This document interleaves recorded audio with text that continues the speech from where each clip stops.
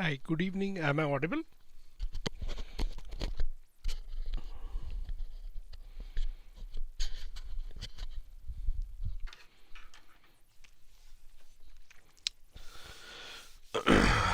Good evening, Mimansha, Gayatri, Vanshika.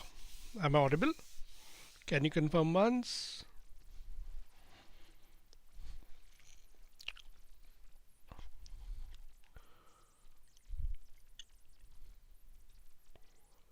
Great. Hi, Navjot. Hi, Parijita.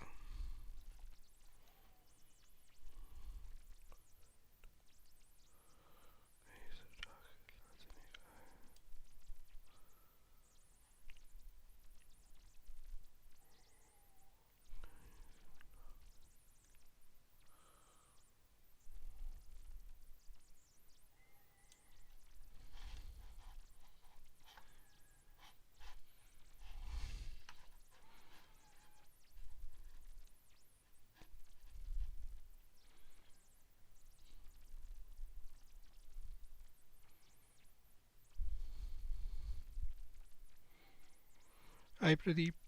Hi, Hassan. Hi, Neha. Hi, Aviral. Hi, Bhagat. The audio is loud and clear. Hi, Akshaya.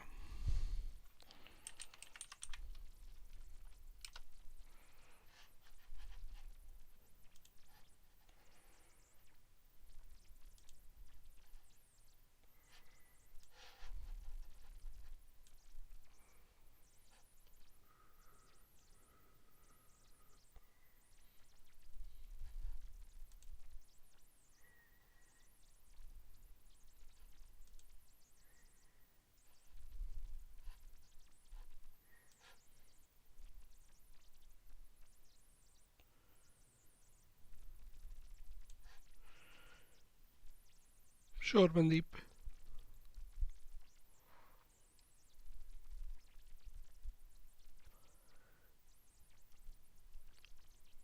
Good evening, Aditya. Good evening, Pritha. I'm just fiddling around with my audio settings. So if you could just confirm once. It's still audible, right?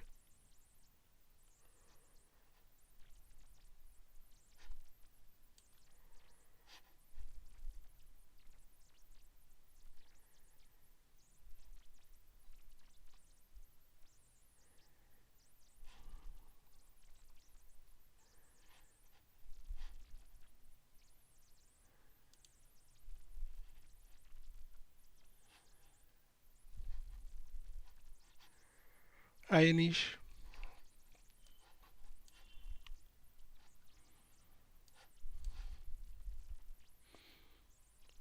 Yeah, all okay now.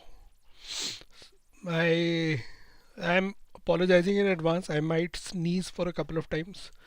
It's I don't know यार इतनी ठंड क्यों है इतनी ठंड नहीं सही जाती.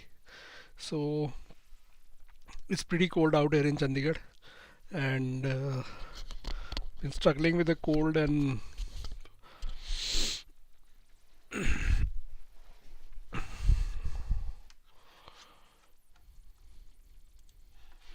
hi Ankit, hi Palak, hi Abhishek.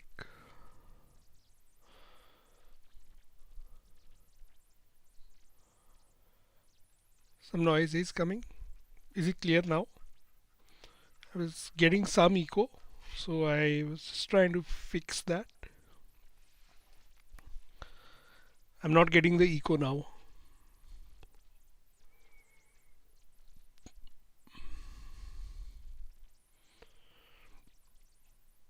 How is everyone tonight?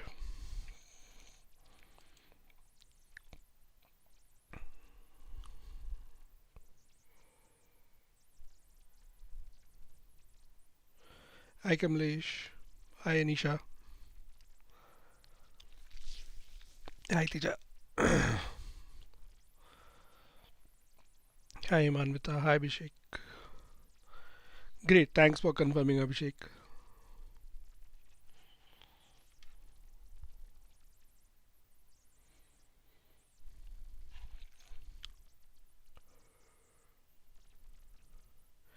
Great guys. Hi Aditya.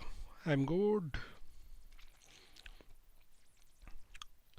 Great to see all of you here today.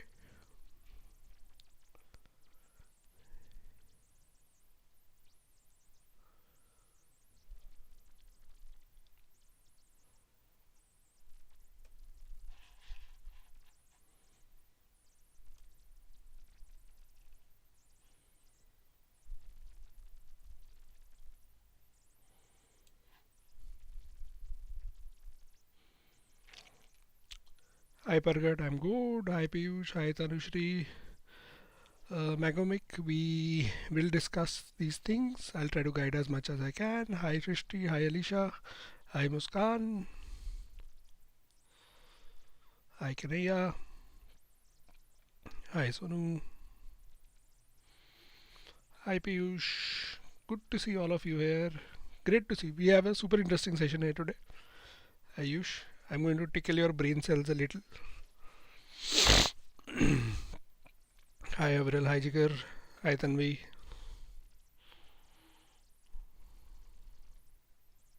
Sure, I'll do that.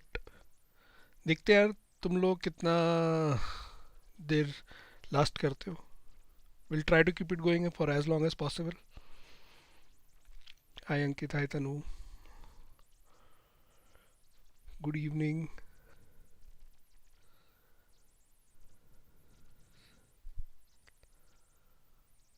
Tony, I did not quite get your question. Hi Avril. Hi Deepak. Hi Piyush.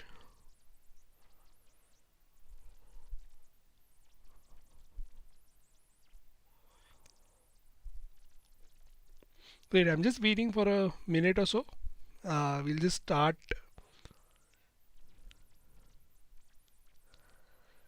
Uh, we'll just wait for another minute or so and then we'll get started. Just letting the others join in, right? So we've just sent out the notification, so we should be getting started in a minute or so. Good evening, everyone.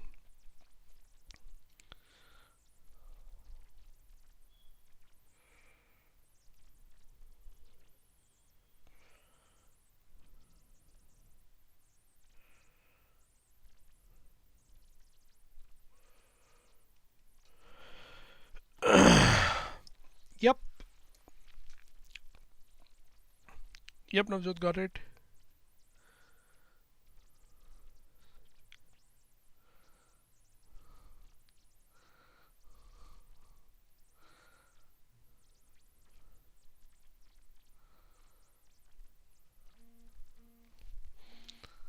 I don't know. I think all people like me have very few options in terms of styling, so we kind of look similar. We won't be doing previous year questions.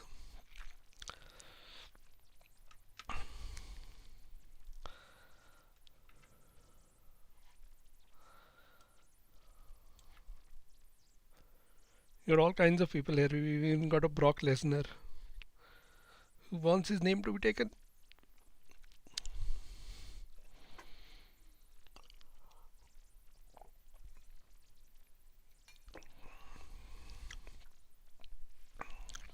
Yep, that is the one that I get most often. Abhishek.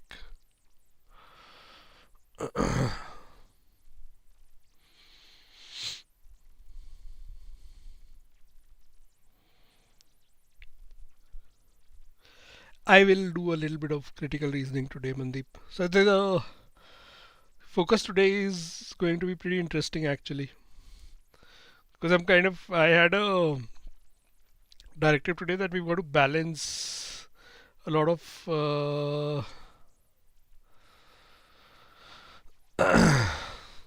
a lot of things. We got XAT tomorrow. So I wanted to balance RC and reasoning and do a lot of things at the same time. So I kind of put together some interesting questions where we'll so this is like the absolute last minute for the exam tomorrow, and we've got one full year for the exam next year. So we are twaddling into both today. So We will move accordingly. We'll have some really interesting questions. We'll also try to interpret statements, use skills, build skills that we can use.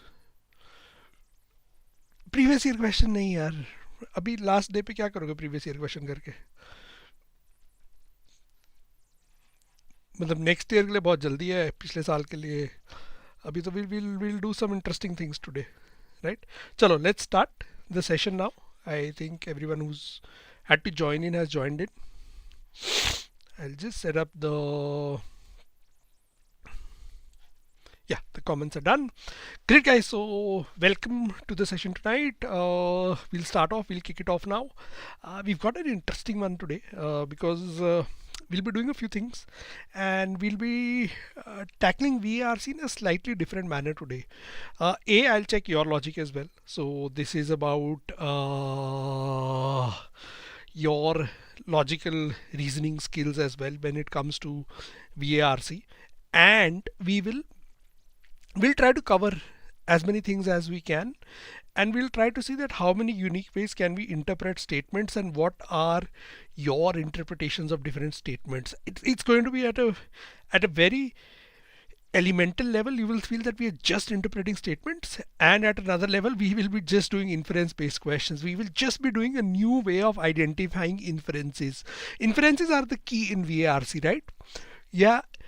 But more than anything else, this is about the most basic core skill of VARC, which is identifying inferences. So your inferences in RCs, your inferences in reasoning. So it's kind of gotten universal applicability, and hence I chose to do this session, that we can just pick up statements and we'll try to understand that where is it that we can go with respect to the meaning of statements, right? How far can we extend our thinking? How deep can we go into the content, and what can we extract out of it, right? So we'll have a very, very interesting way of looking at statements today, and that is what we'll do. Inference prompts in terms of questions, they are very, very simple. They just ask you to identify. It can be inferred from the passage. What can be inferred from the passage? Which of the following can be inferred? Suggest whichever the passage suggests which one of the following about something, something, something. Information in the passage implies which of the following, etc., etc. Those are the different things that's how the question is put up, right? That's a very basic way of putting across what this question is. Now, my first question to you guys would be, what do you understand by the word inference?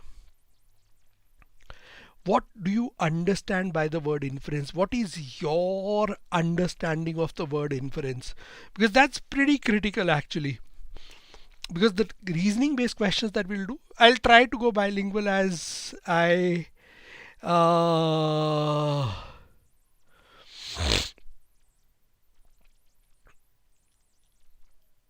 I'll try to go as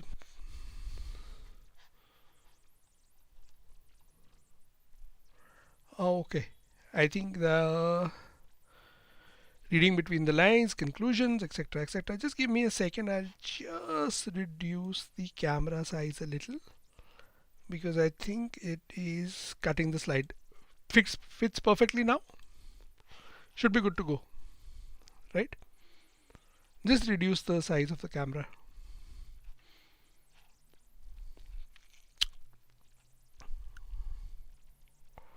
What do you get out of the passage? Read between the lines, etc., etc., and say something which is true, which can be inferred. Essence, summary, gist. Great answers, guys. Great answers, right? So these are the different ways of looking at an inference, and how do you look at it and how do you evaluate it, right? So that's what you do. An overall idea about a subject, reference to something, right? Conclusion according to context. So can I say this, that we are it is similar to Tasir in Punjabi, main focus of the passage. Can I say this, that these are like a lot of very diverse answers? मतलब अगर actually ध्यान से देखें तो हम सब लोग सारे बहुत अलग अलग जगहों पे जा रहे हैं. Everyone has a different take on it, right? So we've got different people here, and everyone is like coming across with answers across the spectrum, which is interesting.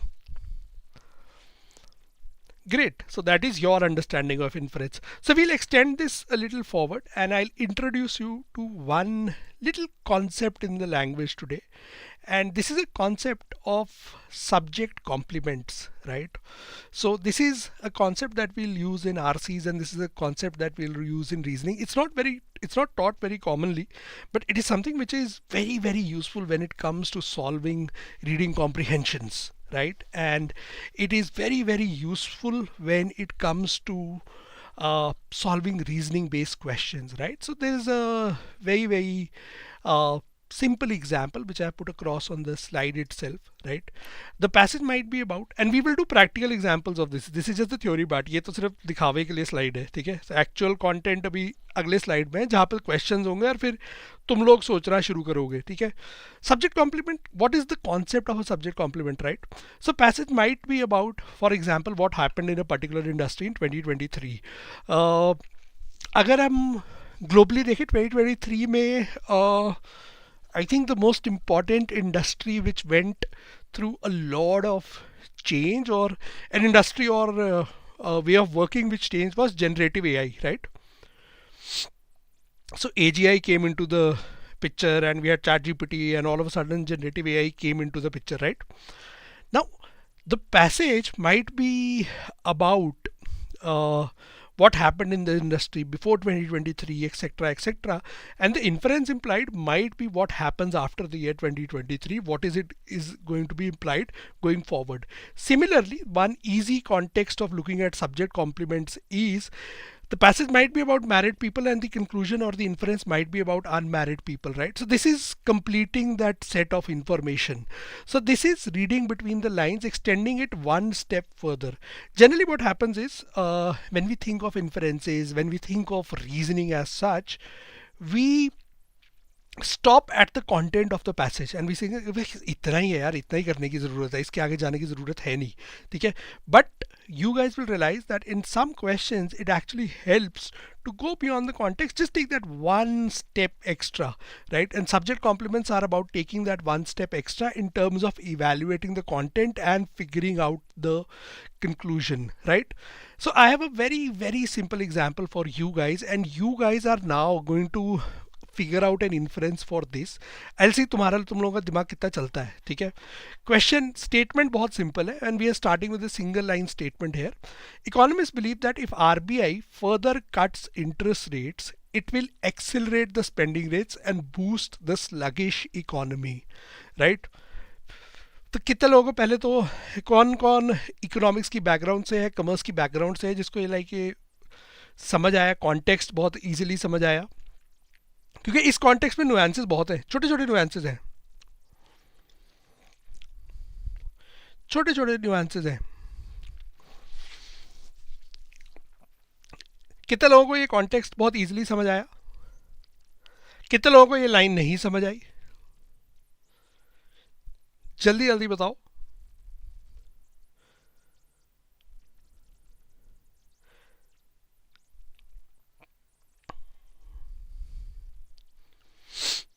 Great, आ गया. गुड, इंजीनियरिंग वालों को भी आ गया. That's good.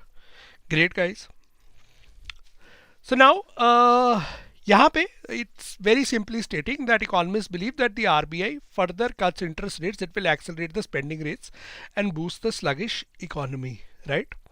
So फंडा बड़ा simple है ये, ठीक है? तो ये इन्होंने यहाँ बता दिया. अब इसका राइट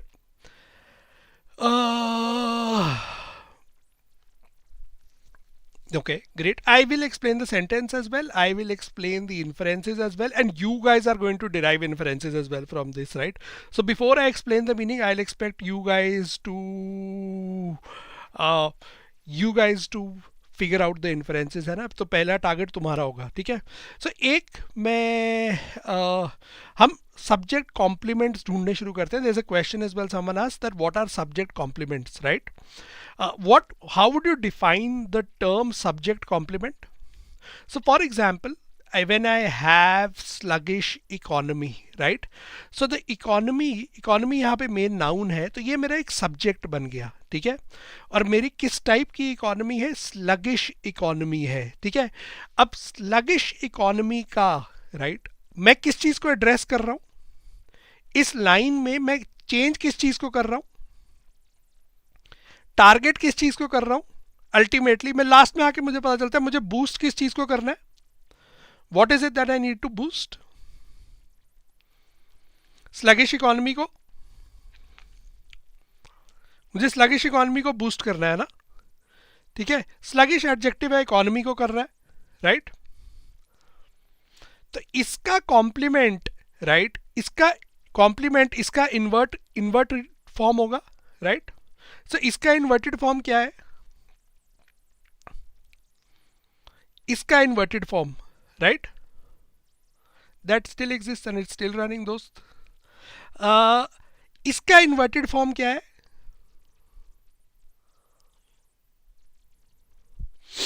स्लगिश का, मेरा स्लगिश इकोनॉमी का नहीं, स्लगिश इकोनॉमी का inverted form, right?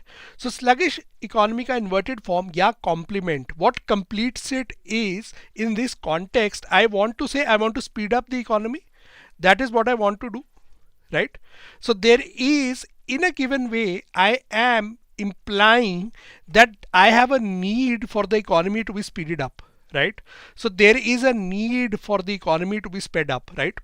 Now, even though this particular statement right at the start, it did not say this, right? So it did not say, right? Agreed? It never said that I need to speed up the economy, right? So that is something that we are figuring out. So that's the subject complement in this particular case, right? So our requirement of the opposite of a sluggish economy here is that we need an economy which moves faster, right? Which is growing at a much faster rate. So now that is what subject complements are, right? So that is what your subject complements are, and that is how you figure them out. So this was the one easy one, right? One very, very easy one. Anything else you guys can figure out from this statement? Any other inference that you can derive? There are some inferences that are still there. काफी सारी चीजें मैंने छोड़ दिया on the table. मतलब इस एक sentence से बहुत कुछ निकल के आ सकता है. एक ही सेंटेंस से बहुत कुछ निकल के आ सकता है.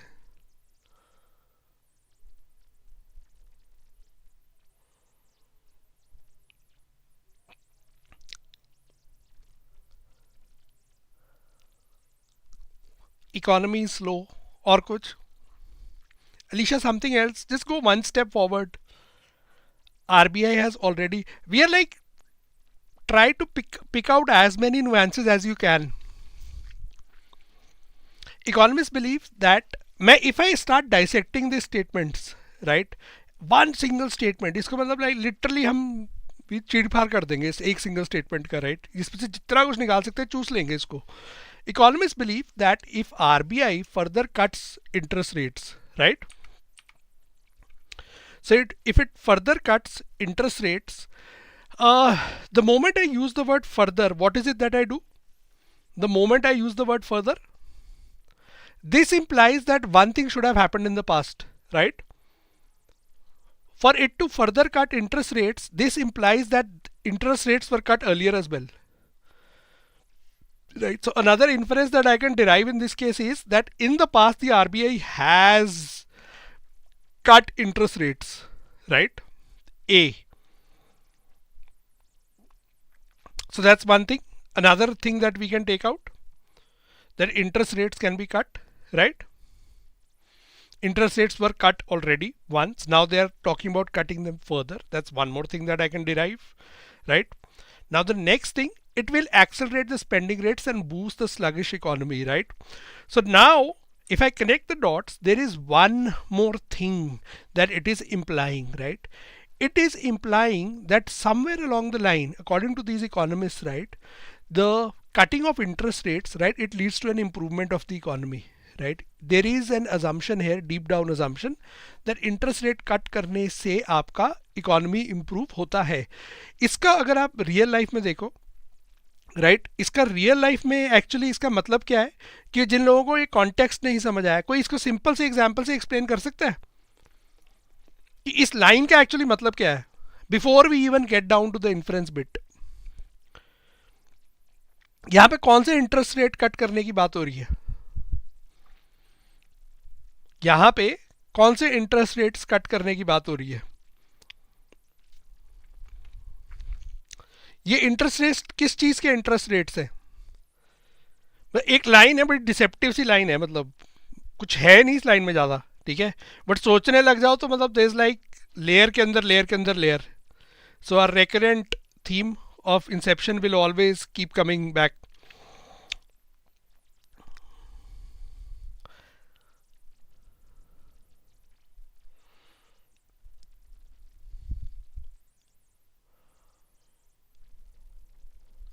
तो यहाँ पे आप स्पेंडिंग रेट्स बढ़ाने की बात कर रहे हो, ठीक है.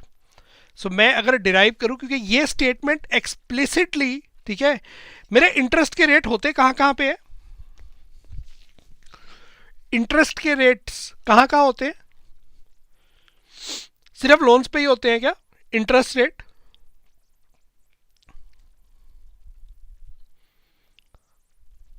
एजुकेशन लोन पे, लोन्स, टैक्सेस, इंटरेस्ट के रेट यार कहाँ पे होंगे? एक तो लोन्स पे होंगे सिंपल सा, और दूसरा एफडी पे, ठीक है, सेविंग्स में, ठीक है. सेविंग की कोई भी इंस्ट्रूमेंट हो, ठीक है, कोई भी इंस्ट्रूमेंट हो सेविंग का, ठीक है, या तो उस पे होगा या क्रेडिट या बोरोविंग, दोनों पे, ठीक है. तो कहीं ना कहीं आपके होंगे. यहां पे आप जब इंटरेस्ट रेट्स कट कर रहे हो तो स्पेंडिंग रेट्स बढ़ रहे हैं. अगर स्पेंडिंग रेट बढ़ रहा है तो मैं क्या एक सिंपल वर्ड्स में एक डेरिवेशन निकाल सकता हूं यहां पे? स्पेंडिंग रेट बढ़ रहा है, इसका मतलब लोगों के हाथ में जो डिस्पोजेबल पैसा था, खर्चने के लिए पैसा, ठीक है, स्पेंडिंग का रेट बढ़ना है अगर, तो जो डिस्पोजेबल पैसा था वो उनके पास बढ़ गया, ठीक है. अगर लोगों के पास डिस्पोजेबल पैसा बढ़ गया, ठीक है, so that is the money that they can spend. If people have a higher amount of money that they can spend, right, so then they उनका they have a higher amount of money that they can spend. So इसका मतलब है जितना वो पैसा पहले देते थे, उतना जितना वो देते थे, स्पेंड करते थे, उतना स्पेंड नहीं कर रहे हैं. अब स्पेंड कब करोगे पैसा? आप लोन्स पे स्पेंड करोगे कि एफडीज पे स्पेंड करोगे पैसा? स्पेंडिंग कहां होती है किसी भी बंदे की? स्पेंडिंग वाला पार्ट, स्पेंडिंग वाला तो लोन्स पे होगा, क्योंकि आप लोन पे पैसा खर्च रहे हो ना, उस पे आप इंटरेस्ट दे रहे हो. एफडी पे तो आपको मिल रहा है, ठीक है, सेविंग में तो आपको मिल रहा है, ठीक है. सो अब आपका जब पैसा, ठीक है, आपको जो लोन पे जो आपने पैसे लिए थे, अब आप ये नेक्स्ट इसको एक थोड़े से एक और लेवल पे सोचो, ठीक है. लोन तो ठीक है यार, हमारा नॉर्मल लोन तो ठीक है. बिजनेसेस का, अगर बिजनेसेस के लोन पे, राइट, रेट कम हो गया, ठीक है, अगर बिजनेसेस के लिए जो बिजनेसेस के लोन्स थे उस पर रेट, जब इंटरेस्ट रेट कम हो गए, तो बिजनेसेस के पास क्या बचा? बहुत बड़े बिजनेस के पास क्या बचेगा? सिंपल सा कॉमन सेंस लॉजिक है, कॉज एंड इफेक्ट है, ये कुछ भी नहीं है. अगर बिजनेस का लोन सस्ता हो गया, उस पर रेट ऑफ इंटरेस्ट कम हो गया, तो बिजनेस के पास ज्यादा पैसा है खर्चने के लिए, राइट. अगर बिजनेस के पास ज्यादा पैसा है खर्चने के लिए, ठीक है, so if a business house has greater amount of money to spend because is expenses have gone down, because money is cheaper now, right. So if you go and borrow money, it is cheaper now. So then your flow of money will increase, the business will spend more money, it will develop a greater amount of manufacturing, it will develop a greater amount of products, it will reinvest that money, exactly. So all of a sudden now you can see that there is a virtuous loop that has come into the picture, right? That all of a sudden you reduce the rate of interests. What that rate of interest did was it put more people in the hands of it put more money in the hands of people, and more importantly businesses Money was flowing, more money was flowing in the system, more money was invested, and hence you boosted the sluggish economy. So this one very very deceptively simple statement, right, which is like, अगर आप ध्यान से सोचो तो ये बहुत ही simple सा छोटा सा स्टेटमेंट था. इसमें एग्जैक्टली अगर इन्वेस्टेड मनी पे भी आपको कम इंटरेस्ट मिलेगा तो आप क्या करोगे. अगर आपका सेविंग का भी इंटरेस्ट रेट कम हो जाए, ठीक है, तो ये ऐसा बहुत टाइम हुआ अमेरिका में, बहुत बहुत देर के लिए ऐसा किया भी गया कि सेविंग्स पे बहुत नेक्स्ट टू निग्लिजिबल इंटरेस्ट मिला. ठीक है, तो लोगों को क्या इंसेंटिव मिला, अगर आप लोन्स पे रेट ऑफ इंटरेस्ट बहुत कम दे दो, ठीक है, और उधर से सेविंग पे भी रेट ऑफ इंटरेस्ट ना दो, तो फिर आप क्या करोगे. फिर आपको लगेगा ना यार मेरे को अगर जब पैसा मिल ही नहीं रहा बैंक में रख के सेविंग में, तो मैं उसको खर्च ही देता हूँ, क्योंकि उसमें कुछ पैसा तो ग्रो होना नहीं है.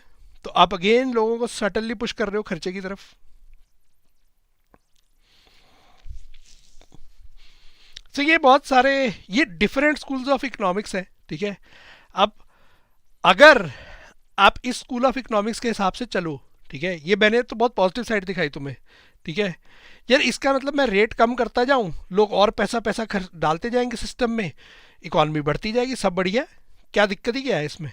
ठीक है, इस इस वे ऑफ डूइंग वर्क में इसमें दिक्कत कहाँ आती है जाके, इसमें एक जगह दिक्कत आती है इस सिस्टम में.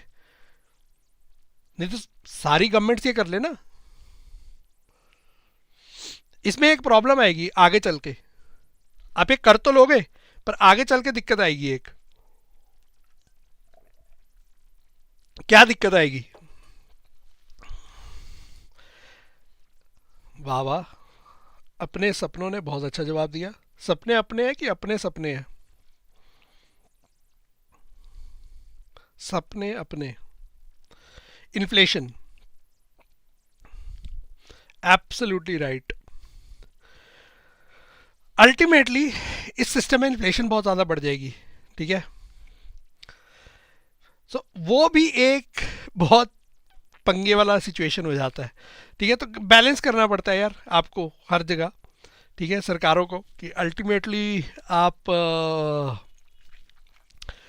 यार ये तो काफ़ी बड़ी प्रॉब्लम है. This is like a huge problem. So if I teach in English, people say teach in Hindi, मतलब be bilingual. If I teach bilingually, then I'm asked to teach in English. I think I'll keep a bilingual approach. I'll explain everything twice or 1.5 times. Not exactly twice, otherwise it will be too slow. What is the difference between inflation and recession? What is recession and inflation? दो काफ़ी काफ़ी ज़्यादा अलग चीज़ें हैं. Recession is when your economy is effectively contracting, right? Inflation is just referring to the rate of increase of prices. So आपका what the price is increasing at. I would have loved to teach in Tamil if only if I knew that. अच्छी बात है यार.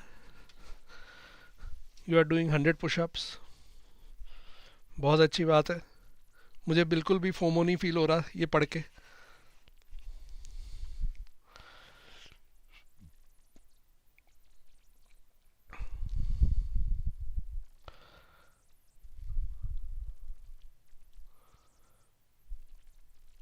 Yep, so this was one way of looking at this statement, right, where we connected the dots and we figured out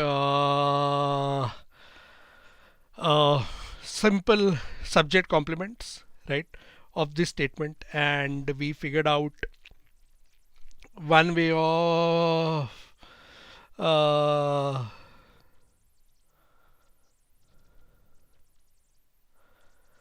one way of doing things, right. So now what I have done is we've got 3 more examples, right. We'll do these a little quicker. The first one was just for setting up context, right. Now I want you guys to give answers quickly. So we have the first question. Quick answers. Absolutely right, Gayatri. Good explanation. Inflation is about increase of prices. Prices बढ़ रहे हैं recession में, economy का बेड़ा गर्क हो जाता है, economy gets destroyed.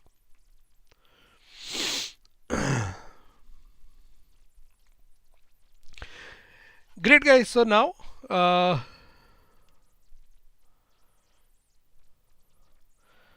one A or B. Question number one. B schools since 2015 have included academic scores as a critical factor in their admission process. A or B?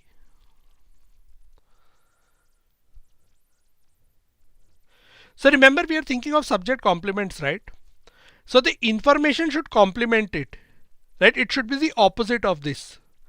So that is what we are trying to derive. So this is a skill that you can probably use tomorrow as well, in tomorrow's exam as well, where you will get reasoning based questions and you'll get decision making questions as well, where you would have to very closely analyze. In fact, subject complements are useful in decision making questions as well, that decision making questions. uh, B schools since 2015 have included academic scores as a critical factor in their admission process. So that means 2015 onwards, academic scores have become important, right? So one thing that I can say with certainty is that if it is 2016, then that academic score was taken into account, right? Now, what does this say about 2014? What does this say about 2014? Right? Does it say that scores were not included in 2014? Or does it simply state the opposite? The subject complement of this is not a critical factor, right? So यहाँ पे मेरे को एक चीज, you have to excuse me for my handwriting, right? So I'll actually हमने last session में भी ये डिस्कस करा था that I am born with a broken hand. So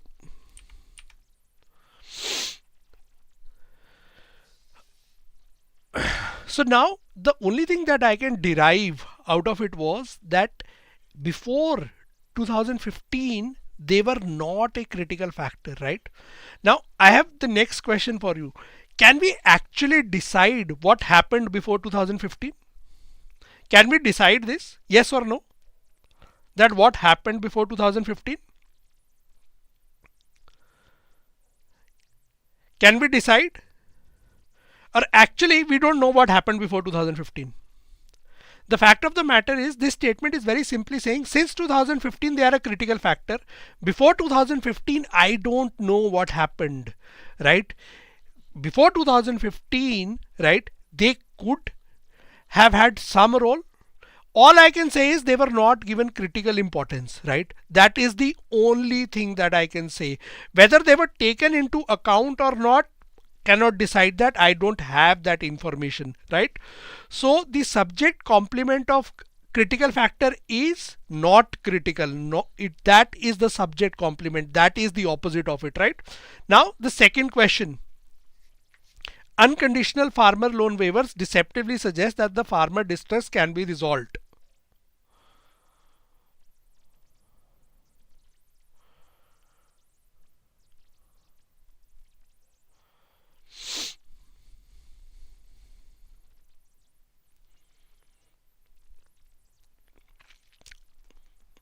One A. Second is easier comparatively. A or B?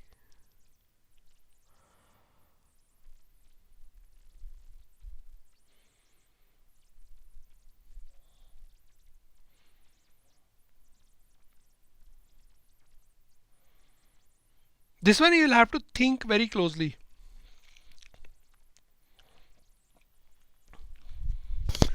What do we mean by deceptively suggest? What do we mean by deceptively suggest? What is the meaning of deceptively suggests?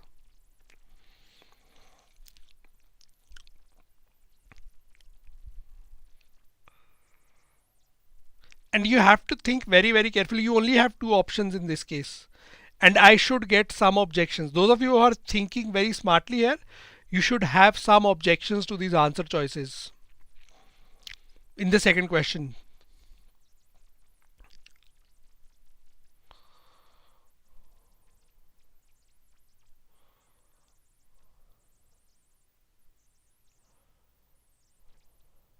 So deceptively suggest is that even though it looks like this might be true, but it is actually not true, right? It is actually misleading in nature. It is actually false in nature, right? So unconditional farm loan waivers, that means that these cannot be solved through loan waivers, right? Now my next question to you guys is, are these two options 100% correct or not? Both the options A and B.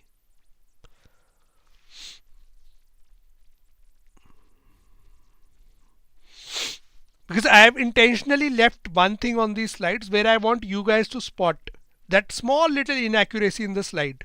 For question number 2, there is a small, it is a misleading suggestion that is done, Gayatri. Right? Is there anything else in both the options?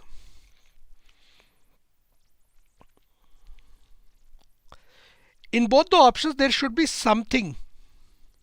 Both the options are vague, it is suggests, not 100% correct. What is the mistake in both options? Both options carry something. Here you only have two options, so you have to pick an answer. So that is not a problem. Unconditional will not solve, but conditional waiver might help solve. Right? There is a word which has gone missing, right, in these two options. Which is that word? Which is what I wanted you guys to spot, right? The unconditional word has gone missing in both options, right? Now in this case, in such a question where both options have this condition missing, right, we don't have to worry about it, right?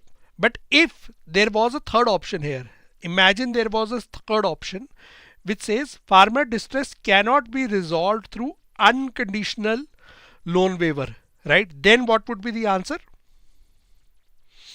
So I have added an option C now. So in option number C, all of a sudden option C becomes the answer in that particular case, right? So here we don't have to worry, because the fact is you've been only given two options, right? The options were phrased this way. He's forcing you to equate loan waiver with unconditional farm loan waiver, right? The question setter is forcing you, so you don't have to worry about it. The moment I add option number C, you switch to option number C. You will encounter such small little nuances in verbal, right, where the question setter will do something like this. So if it does something like this, then it is fine, it is okay. वो उसकी मर्जी है यार, जब वो ही नहीं चाहता करना तो हम क्या करें?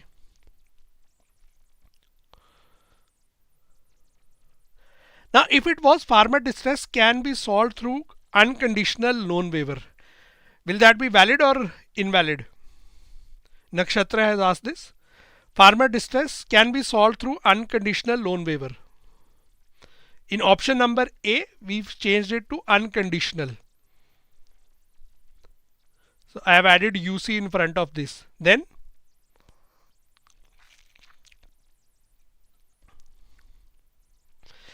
also Nakshatra, it would be incorrect, because that is deceptively suggesting. That is what he's saying is not right. Noob, absolutely. In this case, that is what the implication is. So if I don't add that here, if I don't give that to you, right? So if that information is not given to you, we don't have a problem. So both the options here in the format are given in this format, so we assume that.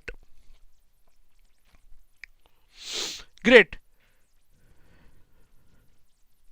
Now third question is a yes or a no.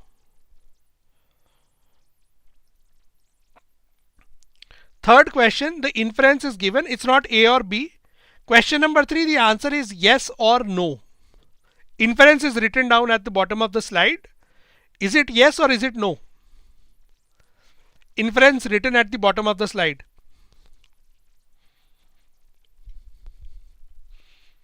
Unconditional was added to both, then it will be B.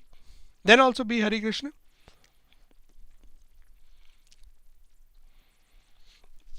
Ideally, Riya, there should have been an unconditional in that.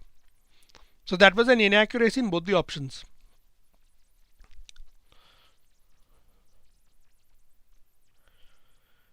Everyone is no, saying no, not Rutvi says yes.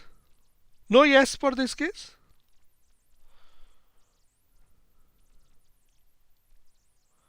Controversial.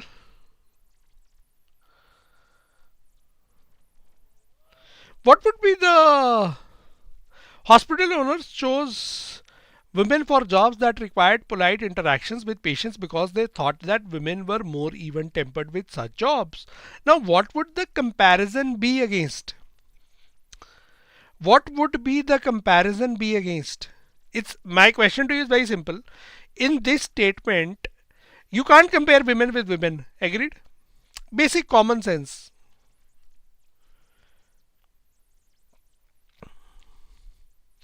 You are comparing women with men, right?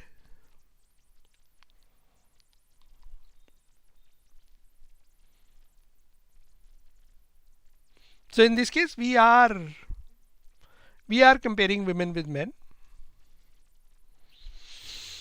But if we think very carefully, the comparison is with men, but it is saying they were more even tempered, right? So even though the comparison is with men, it is not saying men were not even tempered, right? So now let's give this quality. You can always do this, right? Whenever you have comparisons, one very easy way of doing reasoning based questions, or whenever you have such comparisons, give this a number, right? Instead of reading this in the language format, give this a number. So can I say out of 100, women were 80 on a scale of being even tempered, right? So on a scale of 100, women were 80. It's a hypothetical number that you assume, right? So if women were 80, what would men be? Would men be 0? Or would men be less than 80?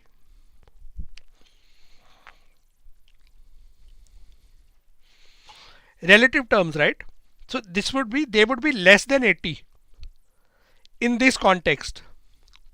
So they might be 79, they might be 20, they might be 40, etc., etc., 50, any number, but less than 80. They can't be 81 in this context. Hence, the inference men were not even tempered. Not even tempered means 0. That cannot be said in this case. This was a comparison. This was not an absolute. This is an absolute. So this is the difference between a comparison and an absolute statement. Can't jump to absolutes when comparisons are given. So it's a comparison. We only keep it to comparatives.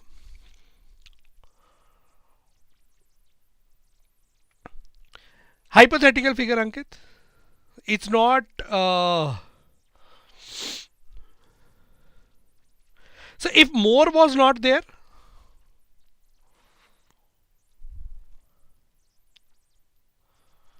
this inference is, Gayatri, from the perspective of hospital owners only.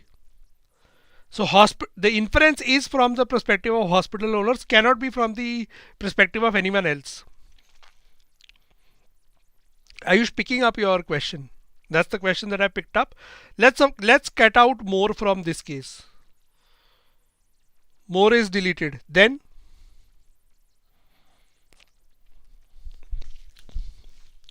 so the inference, Gayatri, is from the perspective of hospital owners. Now were even tempered with such jobs.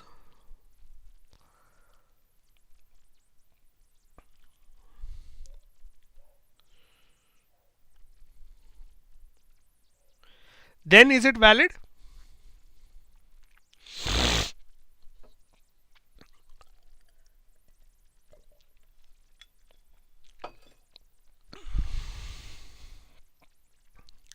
Then this becomes a valid statement, right? In that particular case, this becomes a valid statement.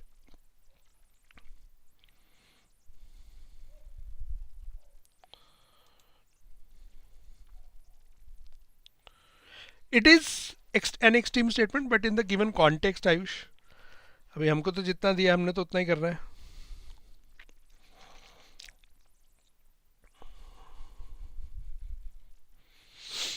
But नक्षत्र फिर comparison किसके साथ है?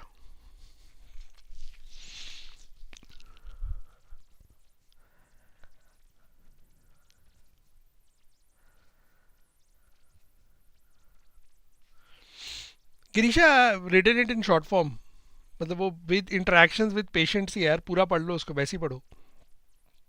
आई wrote this down so it's like.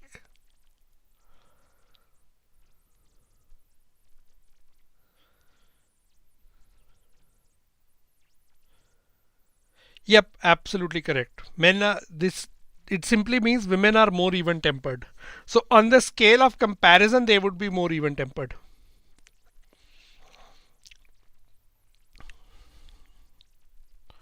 Then it would mean one is even tempered, one is not. Yeah, Grisha, I'm on board with your comment, right? But we are not getting too pedantic about it here.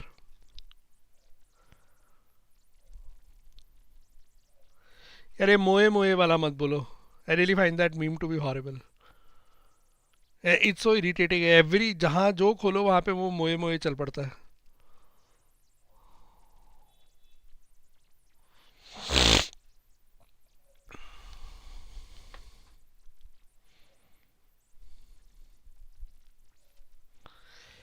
यार हम छोटी सी चीज़ कर रहे हैं श्रेय. We are trying to understand statements and what could be the possible meaning. धीरे धीरे धीरे complexity बढ़ाते जाएंगे, right? हाँ, such jobs are the ones which require polite interventions.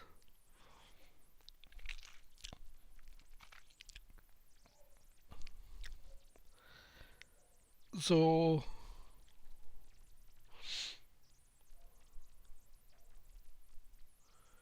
yeah, if we remove more, that means that women are even tempered and men are not. The comparison of what is the subject complement of women? What will you compare women against? You compare it with men, right? So that is the natural comparison that arises in this situation. So we use a little bit of common sense. So that much is allowed, right?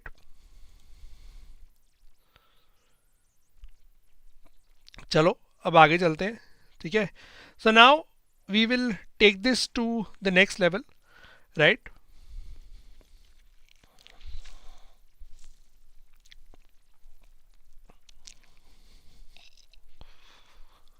Abhishek, I did not get your question. We've got the next question on board. This time now we will move closer to the exam. नहीं noob, comparison नहीं हटेगा यार.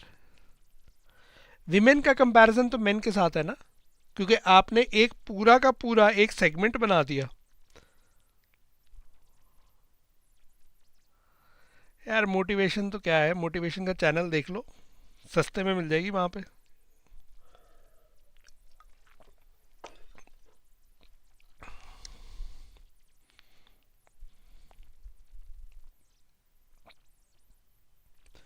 नहीं नहीं यार, simple है अभिषेक, इतना इतना टेंशन मत ले.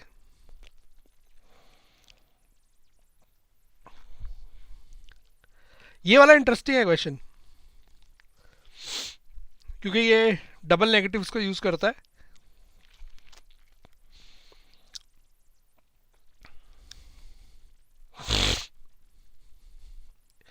एक से ज्यादा भी सही हो सकता है. अब थोड़ा सा और मुश्किल करते हैं.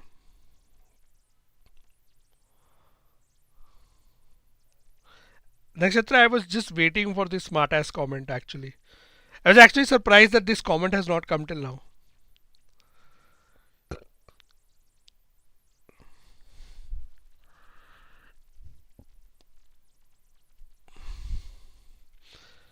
Because I was just waiting for the fact that when would this class transform from one about verbal reasoning to one about rights.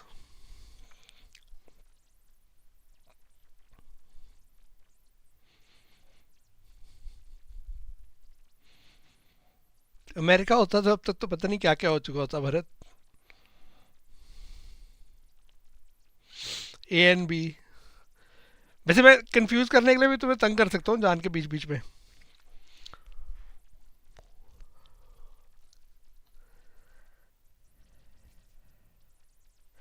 So the clients of the company were not leaving at an unacceptable rate. So now the Shri, if you remove more in the last question, right? That's the last time I'll do. The last question was, if you remove more, then you are saying one category of people is even tempered, the other is not, right? That's as simple as that. The clients of the company were, yep, Ayush, you're right. The clients of the company were not leaving at an unacceptable rate. So what does that mean? So now can we put numbers to it? Can we put numbers to this all of a sudden? Because if you keep thinking about this in language terms, right? So if you keep thinking about this in language terms, you will keep getting confused, right? So let's put this in number terms, right? Let's suppose the company had 100 clients, right? And let's suppose the rate at which clients leave, let's suppose that's 10 per quarter or 10 per annum, whatever it can be. Let's suppose this is per quarter. There is nothing mentioned here as such, right? There is no such thing which is being mentioned. Now, if the company had 100 clients and 10 are leaving, right? What is this statement saying? This statement simply means that the clients of the company were not leaving at an unacceptable rate, right? So this rate at which they were leaving, right? So this wasn't unacceptable to the company. It was okay for the company. The company was able to handle this, right? So all it means is that this was okay. This was fine. This was acceptable to the company, right? Now my question to you next is, do we know the reason why was this acceptable? Do we know the reason why was this acceptable? Can we decide the reason why was this acceptable?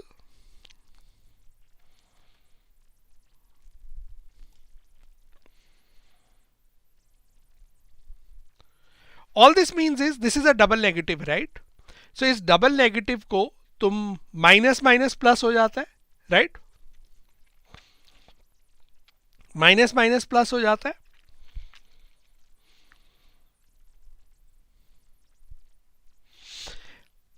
We actually don't know the reason. ठीक है? There is no way of figuring out.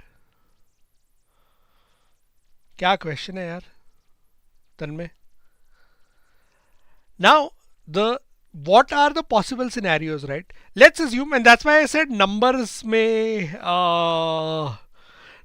में सोच लो इसको, ठीक है? 100 client थे company के, ठीक है? 10 जा रहे हैं, ठीक है? कंपनी को ठीक लगता है 10 जा रहे हैं, ठीक है?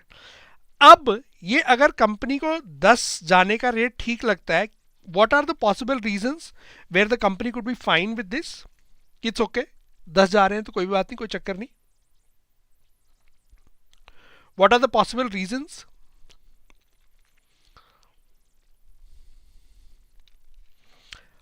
Reason number one could be, possibly, we don't know whether this is or not, right? There it could be the fact that 10 जा रहे हैं 20 आ रहे हो. एक ये भी हो सकता है, राइट? 10 गए हो 20 आ गए हो तो नेट 10 प्लस हो रहे हो, ठीक है? एक ये भी हो सकता है 10 गए हो 10 ही आए हो, राइट? दूसरा ये भी हो सकता है. तीसरा ये भी हो सकता है 10 गए हो, ठीक है, ऐड ना हुए हो, बट जो 90 बचे थे उनसे मैं ज्यादा कमा रहा हूं रेवेन्यू. उनसे भी तो मैं 90 जो रिटेन हुए उनसे भी तो मैं पैसे कमा सकता हूं. बाकियों की परफॉर्मेंस अच्छी हो जाए, बाकी क्लाइंट से मैं ज्यादा पैसे लेने लग जाऊं. I am making more out of them, right? So it could be any such thing, right? So can I really,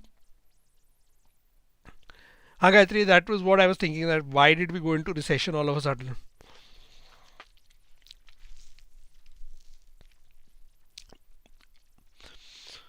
So now you really can't figure out the reason, right? That why is this happening? So the only thing in this case is, in this particular case, right, we can't decide anything else. We can't decide BCD, right? They were being retained at an acceptable rate, don't know. They were being added at an acceptable rate, don't know. They were being added at an unacceptable rate, we don't know. We cannot talk about these things. The only thing that we can talk about is that whatever the rate they were leaving at, that was acceptable or that was manageable for the company. The company was managing, right? Now whatever it was managing, there is one more way of managing actually. Someone wrote down here, which is I think was another good answer. Another way of managing this could be that you lost 10 clients, you went from 100 to 90, there was minus 10, you also reduced your expenses. So that can be another way. So the company was managing. So the only correct answer in this case is option number A. So that's the only correct answer. I was just confusing you guys with the other options. Chalo, question number 2. Acoustics things that depends upon a lot of factors, whether it's the right time for you or not. So that would be dependent on a lot of considerations actually.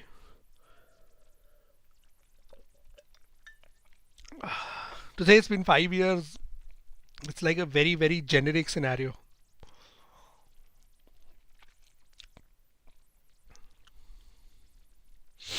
Next question.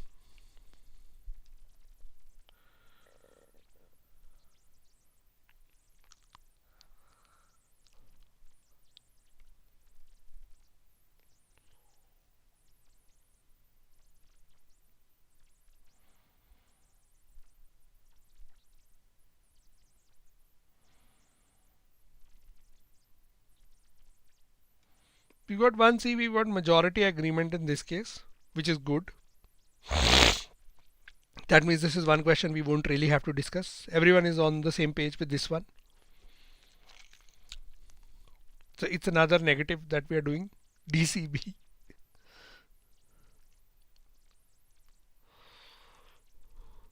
I used to say a couple of A's for some reason.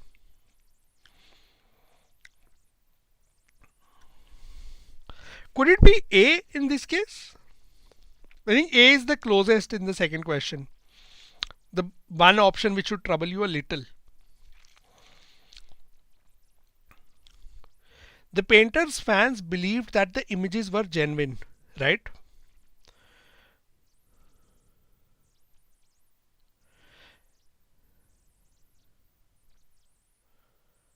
DCB in descending order. Okay. But that's actually an interesting answer. We'll actually check. Can we make any such comment like B or C, or we just cannot make these comments? B or C? The painter's fans were naive and gullible. The painter's fans were not able to judge correctly. We actually cannot say anything about them. Naive and gullible means, naive means they were simple and trusting people. Gullible means they could be easily fooled. So we can't really say.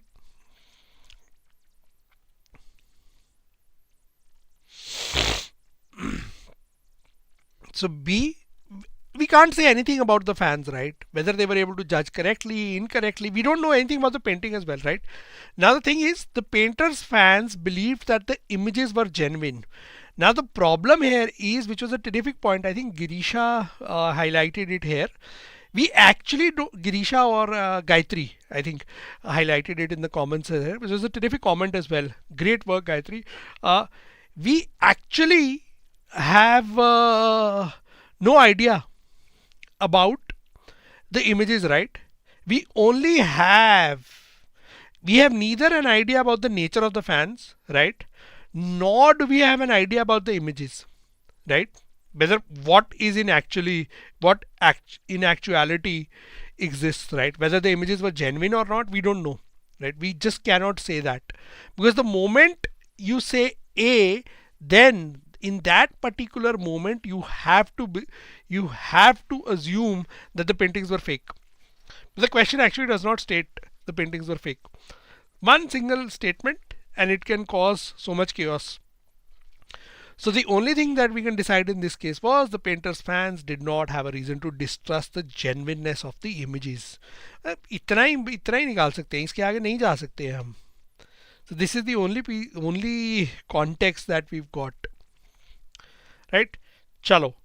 Good job, guys. Terrific.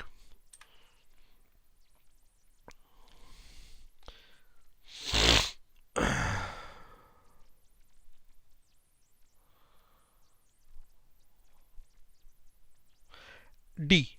Pritha.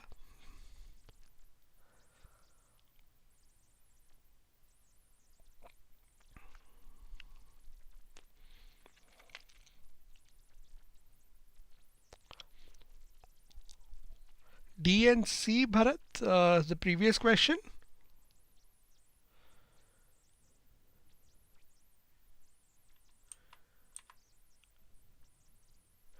It doesn't say, Rutvi, the images were fake. Then we are changing the question. Shans, actually, these are, if you look at it in a very, very subtle manner, right? Uh, these are actually very good inferences to take out. So these are the kind of inferences that you will be asked to take out, but in much larger contexts. So it'll keep on getting more complicated. So example number 3. If it did, then it could be. Because then you are saying that the paintings are fake, right? Stipulation is a condition.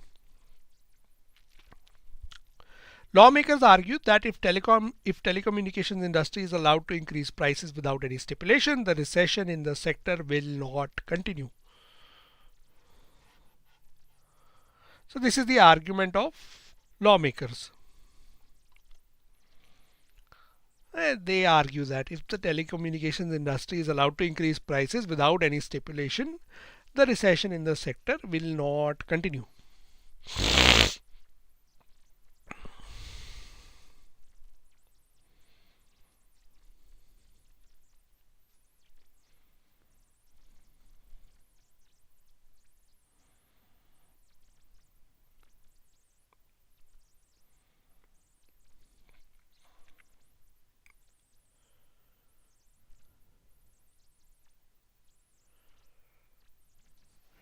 D, A, C,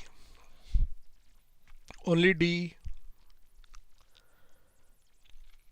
Lawmakers argue that if telecommunications industry is allowed to increase prices without any stipulation, so without any condition they are allowed to increase prices, the recession in the sector will not continue. So I know one case in which the recession in the sector will not continue. Which is that one case? Which is that one case? That if prices are allowed to increase, right? Can there be any other reason? Does it deny any other reason? Does it say that there is no other reason in the world?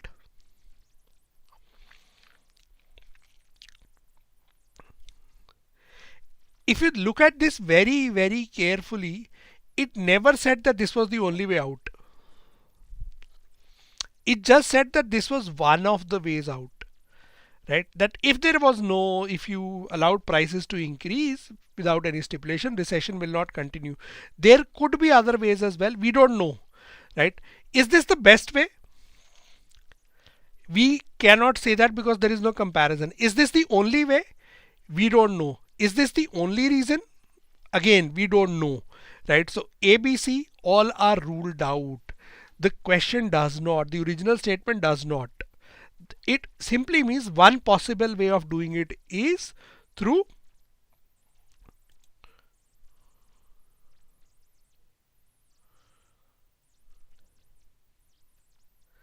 कर ले आयुष जो पीने का मन है P ले यार coffee पे ही क्यों रुकना सिर्फ अब तो रात का टाइम है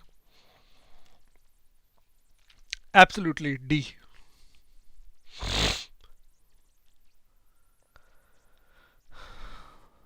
question number 4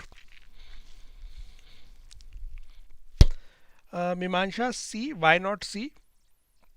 And actually before going on to the next questions, I will ask you guys for your doubts because otherwise I go to the next slide, right?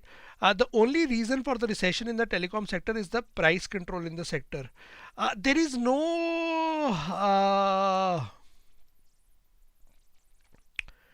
there is no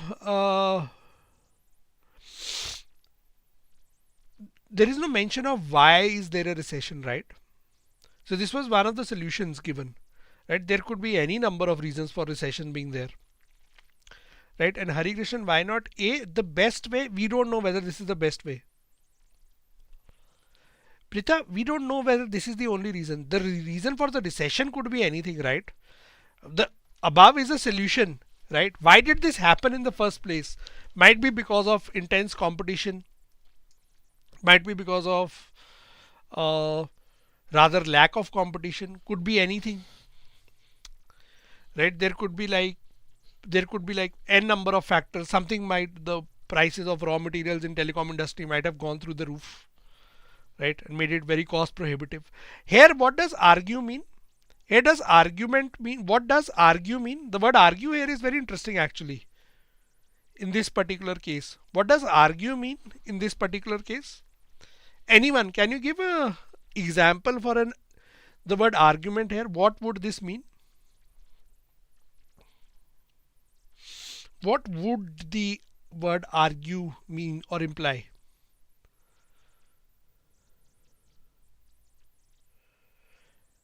Yep, Hari Krishnan, we can't say that this is the best way, right? There could be n number of other ways. There is no comparison.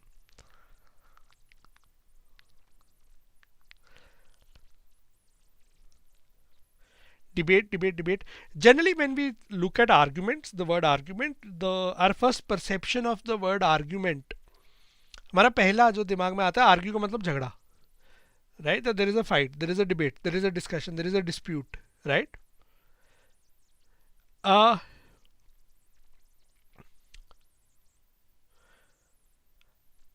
Argue, absolutely right, Gayatri. So when people, for example, when they, which is the one context in which people present a lot of arguments? Can I say the legal profession? The legal profession is all about arguments, presenting arguments in front of the judge. You present arguments, right, in front of a judge. So when you present arguments in front of a judge, you are actually not fighting with the judge as such, right? You are on the basis of your facts. It's on the basis of facts, you are giving your interpretation, your reasoning. So there you are making a point on the basis of facts. So here, when lawmakers argue something, it is not referring to a debate or a fight only. It's referring to the fact that based on their reasoning, this is what they are suggesting. So that's what their whole reasoning is based on their facts. That is what they are suggesting. So the word argue here goes beyond just meaning a fight. Question number 4.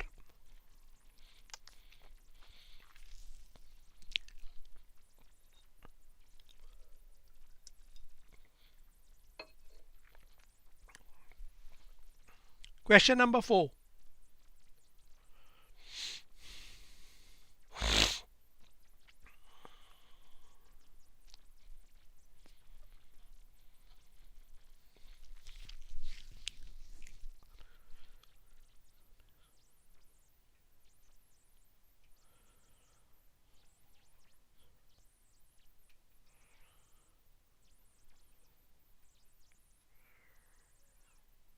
We've got a couple of answers.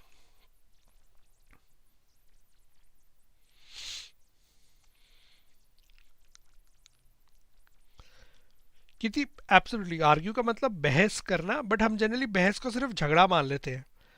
बहस यहाँ सिर्फ झगड़ा ही नहीं, हिंदी में बहस आप तथ्य के बेसिस पे भी कर सकते हो. You can have an argument on the basis of facts. That's the Hindi translation.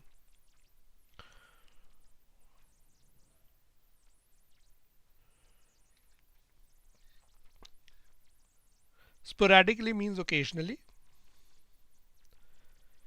Correct answer in this case?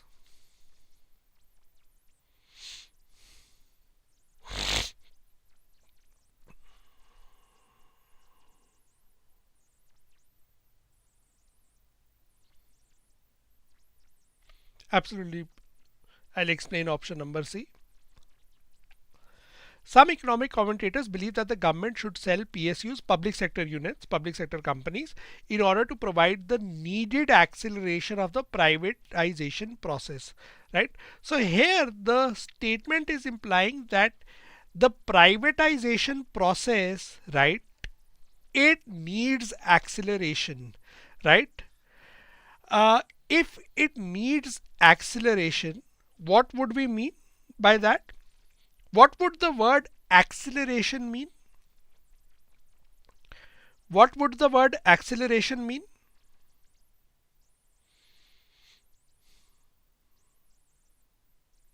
The word acceleration.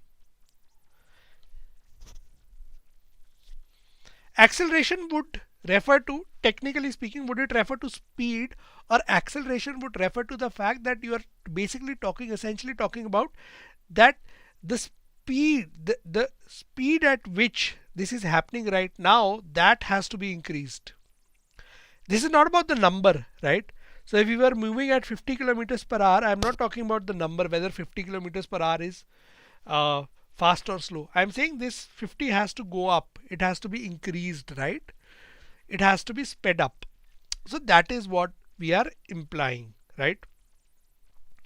Now, when I say this, that it has to be sped up, what do I mean by speeding up in this particular case? The difference between options A and B here is very, very subtle and little. There are two options which are close. I will explain C and D as well. A and B are the two options which are close. So would we pick option number A or would we pick option number B? Option number A, can I say this? Option number A is actually option number B on steroids, basically. So basically option number A is option number B on steroids.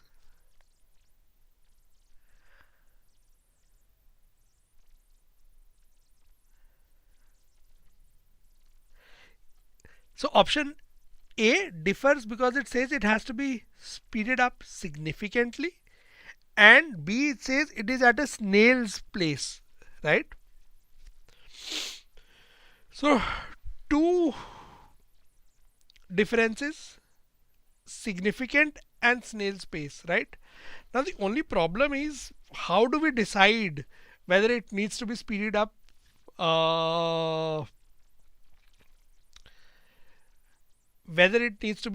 significantly? We can't really decide that, right? The word significantly, and to say it is moving at a snail's pace, right? So that is very, very, those are extreme words. Absolutely right, Kalyani. So those sentiments are not implied, right?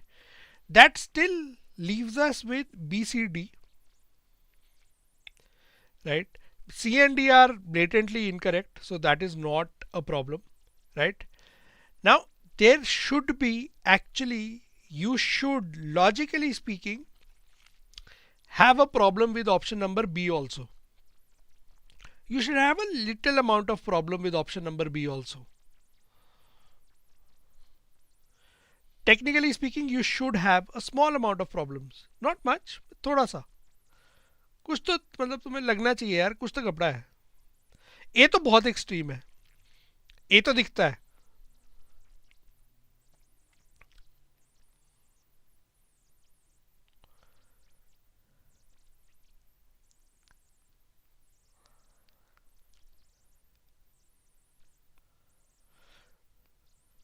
B is more comfortable than A. Is privatization needed? How to differentiate between A and B? A and B, the differentiation is very simply, A is pretty extreme, right? The original paragraph is not really that extreme, right? Now in the original sentence, right, it's not a paragraph, it's actually a sentence, it's a single statement. In the original statement as well, it's not clearly provided that it is slow, right? there is, when you read this statement, can I say this, that when we read this statement, we somehow understand that it, even though it doesn't say it is slow, it is trying to imply that it is slow, right? Doesn't explicitly say it is slow. I am 100% agreeing with that, right? But there is an implication that it is not happening at the speed that it should. Can I say that? Can I say this, that the best way of saying this would be that it is not happening at the speed that it should?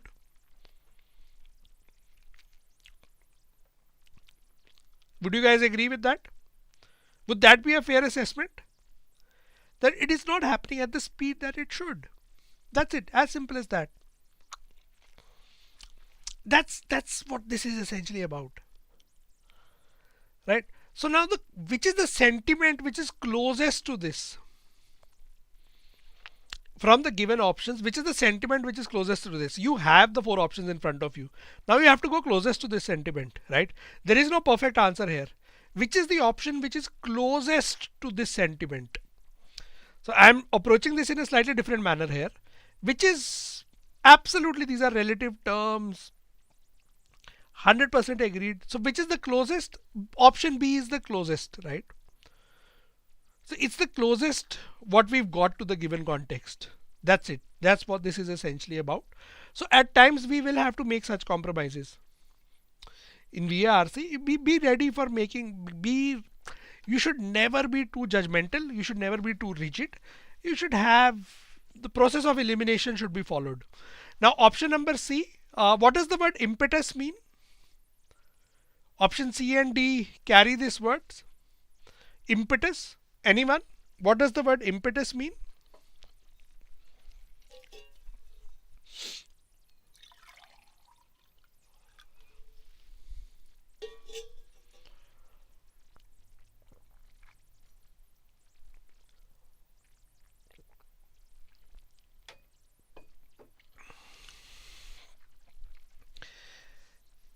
Impetus means to provide much needed energy to something.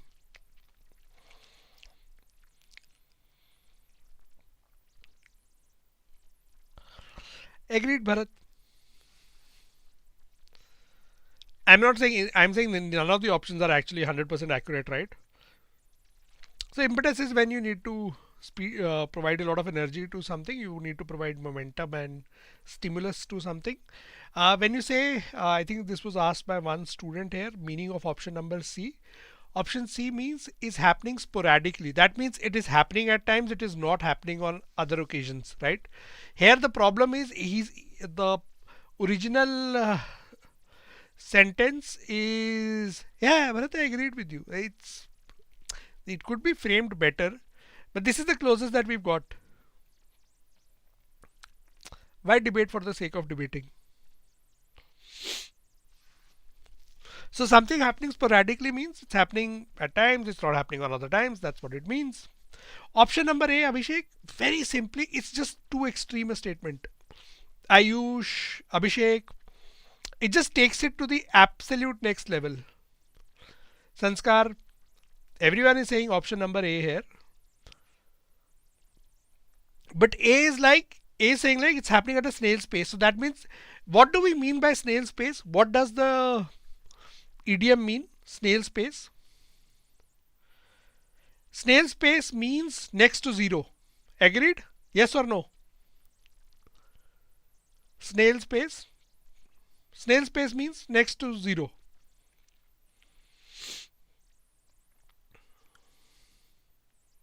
So is it happening at a snail's pace? Does the original sentence say it is happening at a snail's pace? Extremely slow. We really cannot decide that. That information is going too far. Right? That's just going a little too far.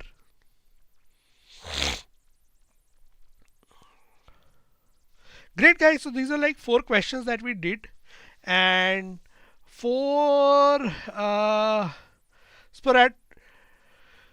4 questions that basically implied that there is there are subtle little things, right?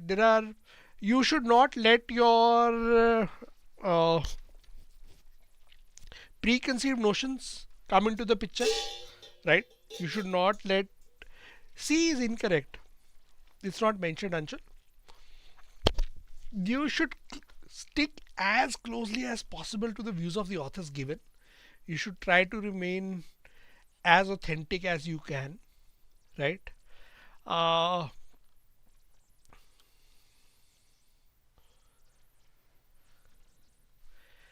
uh, Half truths are half truths, right? You cannot select options which are probably correct, right? So that is something that you have to be uh, guys, write in the meaning of impetus. यार actually अगर देखा जाए आदित्य तो gut feeling का तो कहीं role आया ही नहीं. We were very logical and rational about things. So we've maintained our logic and rationality all throughout.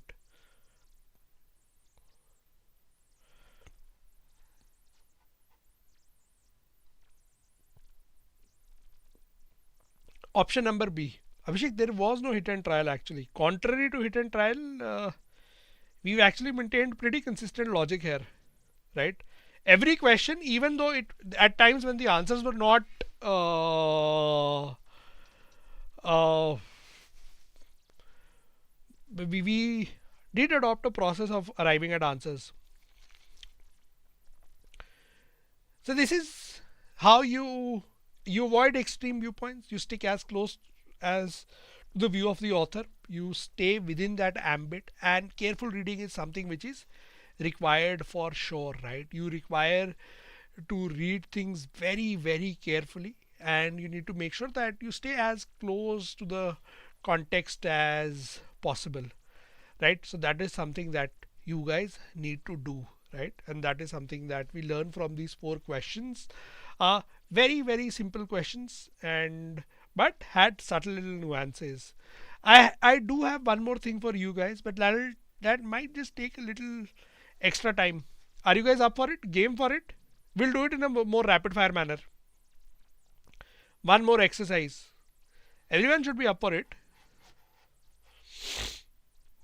I have the second exercise for today. Let's do one more thing. So this was like part one. Part two is where I'm going to challenge you to do something.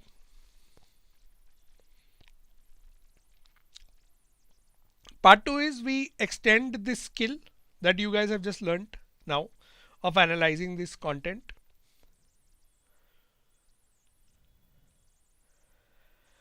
And we'll extend this to an RC now, right? We'll continue and we will try to extend, we'll try to read because we had at the start of the session we discussed this that we'll probably extend the skills that we learn, and we'll try to do that. So here what we'll try to do is when you read, I'll give you a very short passage. I'll not give you a very long passage, right? Because long passages should be read before the class. So it will be like just simple 2 to 3 paragraphs, 2 to 3 very, very short paragraphs. Now while you read the passage, right, I want you guys to pick up a pen and a paper, right? Make sure you do pick up a pen and a paper. Don't do it digitally. Just pick up a pen and paper, right? We'll do an RC now, Nishta. We are shifting to an RC.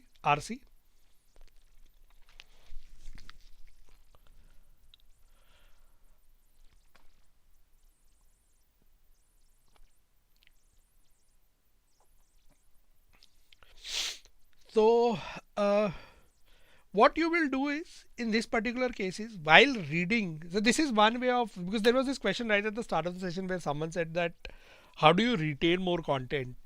So one way of retaining more content while reading, and that's something that you should try tomorrow as well, that while you're reading the passage, that's something that I always do, right? Is I keep thinking about a few things, right? uh, I keep thinking about the author's purpose. I keep thinking about the parawai's main ideas. I identify the parts which are we have to, Tanushri, go by the point of view which has been provided, right? That might be the authors, or that in general that would be the author's viewpoint, right? That is what we stick to as close as possible, right? That's the argument that is being made. Because we read, put yourself in the author's shoes, right? Now, while reading the paragraph, you will continuously ask yourself, what is it that we will keep asking ourselves, that why has he written this? What is he pointing out? What does he wish to convey? There has to be, the mind has to be occupied continuously. हमारा ना एक human mind का problem है, ठीक है?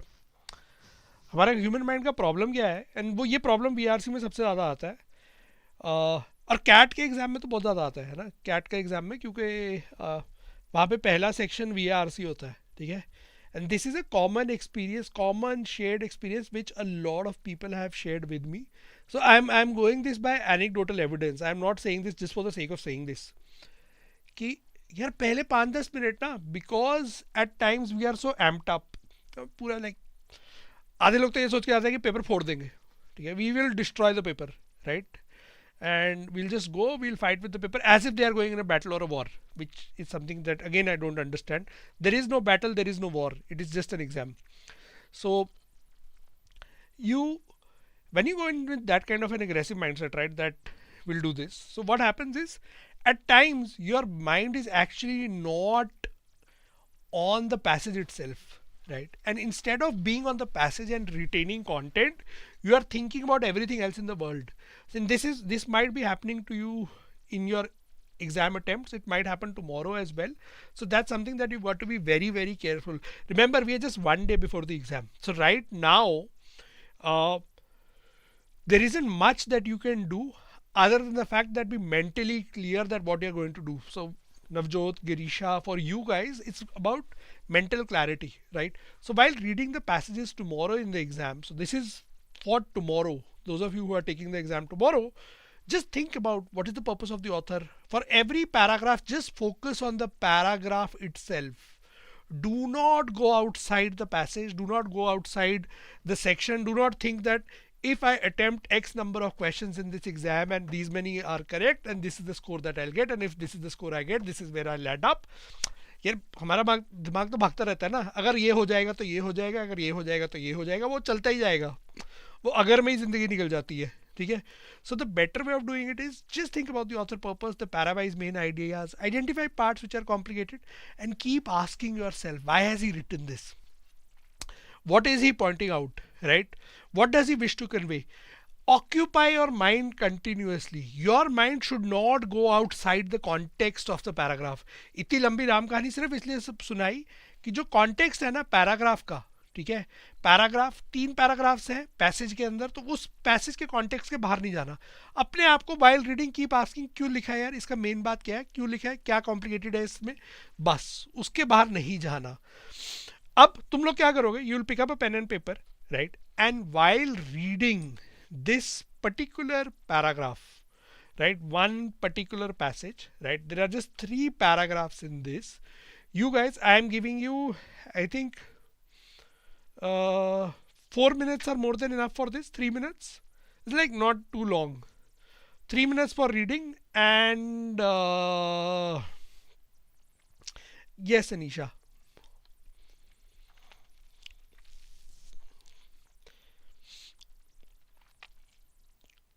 It's the author's point of view or the argument that the author is making, right?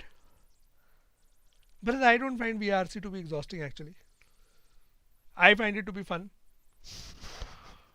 But then that might be an occupational hazard for me. Because if I don't say it is fun, right, then that would defeat the purpose of this class, and that would defeat the purpose of my livelihood. So my livelihood dictates that I say that it is fun. So now whether I am lying or not is something which is hard to infer. Agreed? So is it my livelihood that is speaking, or am I speaking the truth?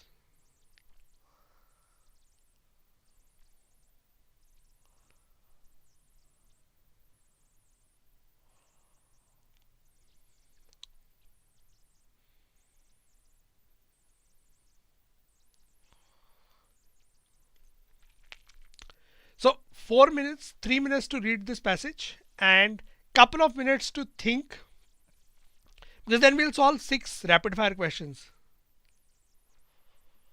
Absolutely, Shri. You're absolutely right. Because if I keep saying something, you guys won't be able to focus. So I'm putting myself on mute,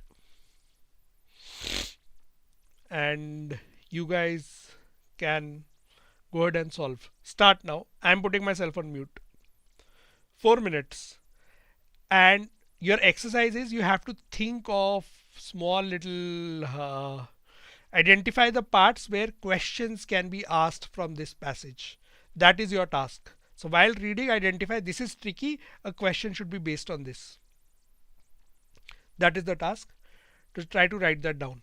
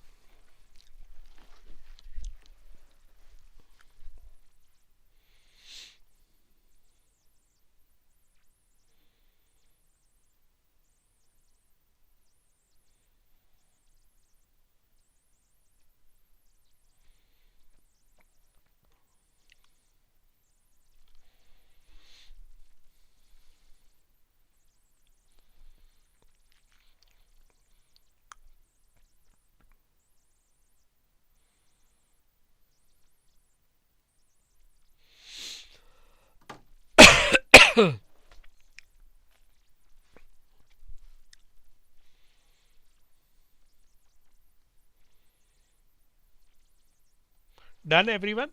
I'm just staying silent because I'm just waiting for you guys.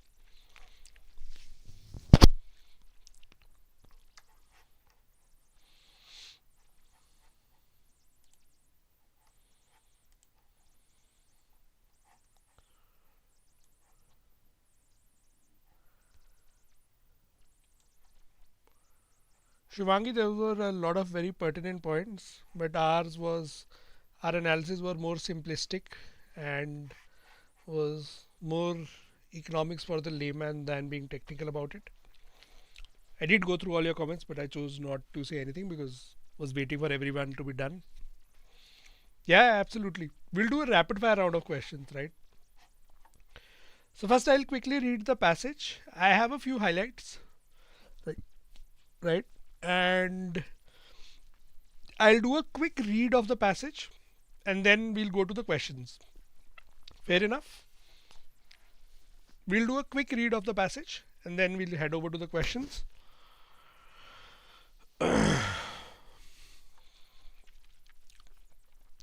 So the first significant statement, I think, therefore I am, right? So that's a pretty significant statement. That should actually make you think about yourself as well, and that should make you ask a question. This statement, if it should hit home somewhere, right? That personally as well, I love this passage for that reason as well. That if you think very closely about it, that isn't this a fact about our existence? That if you cannot think, right, and if you cannot think, then by extension that means you are not aware of your consciousness, right? And if you are not aware of your consciousness, do you really exist?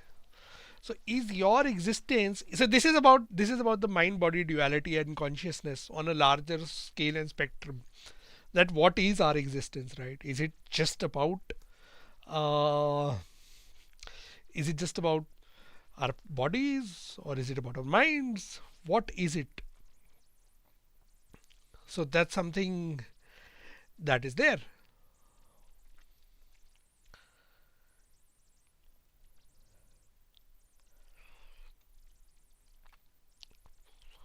Now, I think, therefore I am, the 17th century philosopher Rene Descartes. Anyone has heard of the word Rene Descartes? Sorry, not the word, I will restate. Anyone has heard of the person Rene Descartes? That was a slip of tongue, I apologize.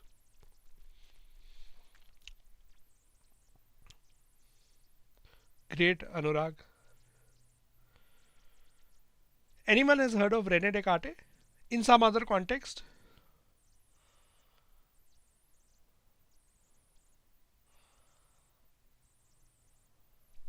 Matrix is terrific here. But Matrix is not my favorite movie. Inception is. सपने के अंदर सपना.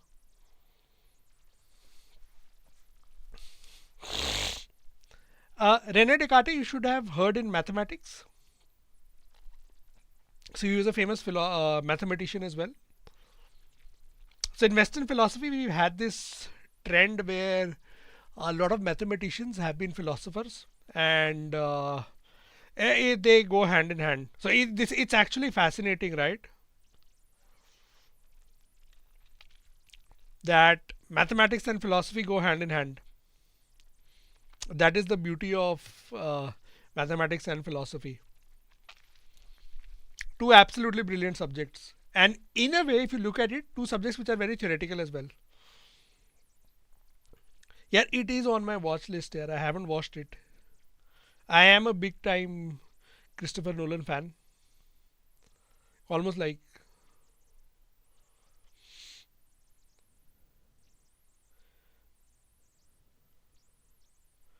Yep. So that is the duality that has existed between mathematicians and philosophers.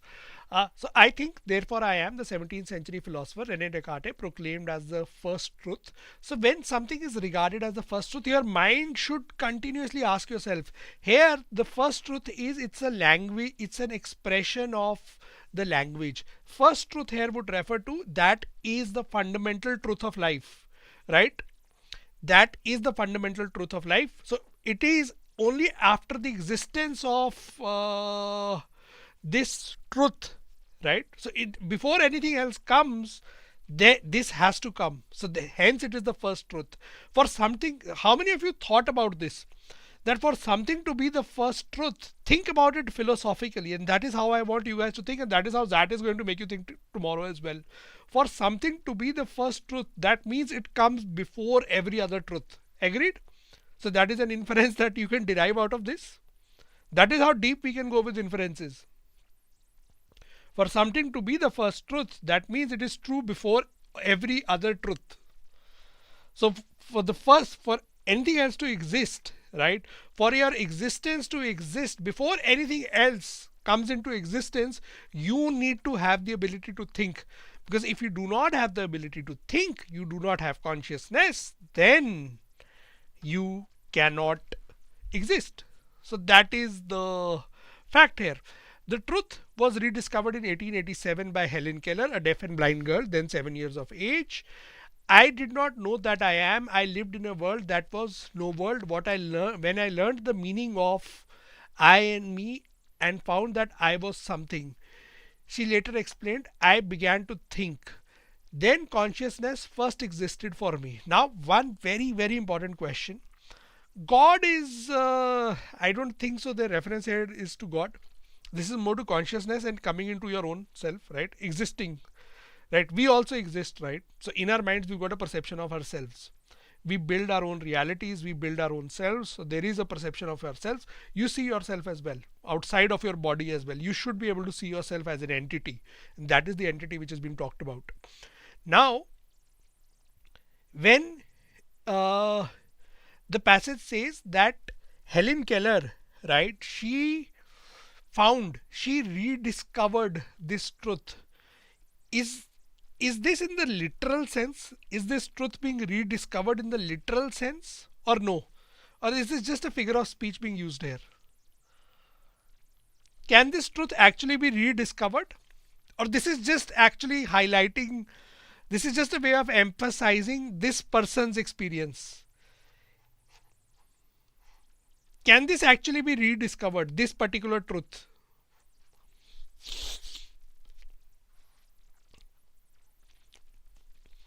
It's just a figure of speech here. There is no real truth which is being rediscovered, right? Cannot be.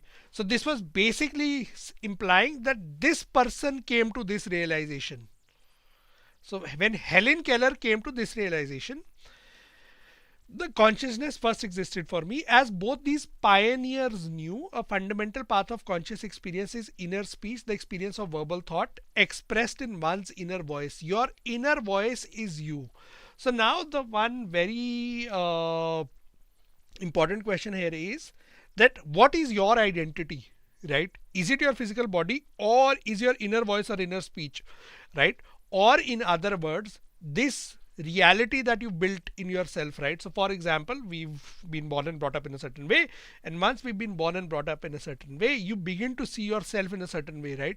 You need to exist within your own minds as well, because if you don't exist within your own minds, then you are just an automaton. You're nothing else but just a body, just a robot. So your existence is beyond your body as well.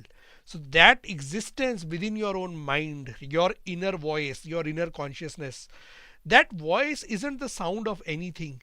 It's not even physical. So there is no sound here attached to it, right? So it's not as if there is something which is buzzing, right? We can't even observe it. So Jay, if there you are not aware of language, right? So does this necessarily imply that we have to be aware of it in our language? Would we have to put it in terms of language terms? Your inner voice? Not necessarily. It could be your perceptions about the world. For example, a baby really doesn't know any language in the world, right?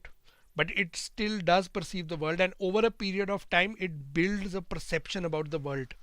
So initially that might just be sounds, random sounds, which no one else would understand.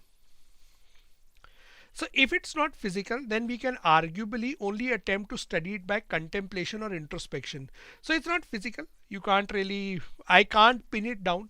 There is no particular point in my body that I can go and locate that this is where my inner voice is or inner speech is. Students of inner voice are thinking about thinking, an act that feels vague. In fact, when you read about it as well, then also you realize that this is actually a pretty vague thing. Now all of a sudden, this should almost cause a dilemma in you. This particular passage, this should almost force you to think a little differently. It should make you a little, I would not say confused, but it should make you a little worried about life, that यार actually बोल क्या रहा है. और अगर if you think at a deeper level ना, बात तो सही है. मतलब हमारा एग्जिस्टेंस, हमारे माइंड में हमारा एक परसेप्शन तो है, हम अपना परसेप्शन तो कैरी कर रहे हैं, अच्छा बुरा नेगेटिव जैसा भी वो परसेप्शन, एक परसेप्शन तो है अपने बारे में. So there is this inner voice, there is this inner dialogue which is continuously happening within us. William James, the 19th century philosopher who is often touted as the originator of American psychology, compared the act to trying to turn up the gas quickly enough to see how darkness looks. So यहाँ पे gas का reference किस चीज को है? So as was correctly pointed out by someone here, there is a very probable question that can be built. Agreed on this? That this line itself is so complicated, you will directly have a question. In fact, I think we have a question based on this, so we will discuss the meaning then as well. What do we mean by trying to turn up the gas quickly enough to see how darkness looks? What could be the possible meaning?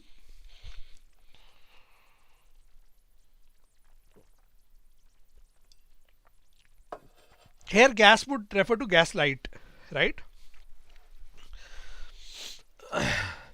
And that is how that is what is ironical about the situation, right? The moment you start thinking about thinking, right, the moment you start thinking about your own inner voice and trying to identify that, the fact is that you are thinking about your own inner thoughts, right? So how do you segregate them? It's very, very difficult to do that. The third paragraph, you guys should have been able to spot that the third paragraph moves in a very different direction. The first two paragraphs were pretty vague. Agreed?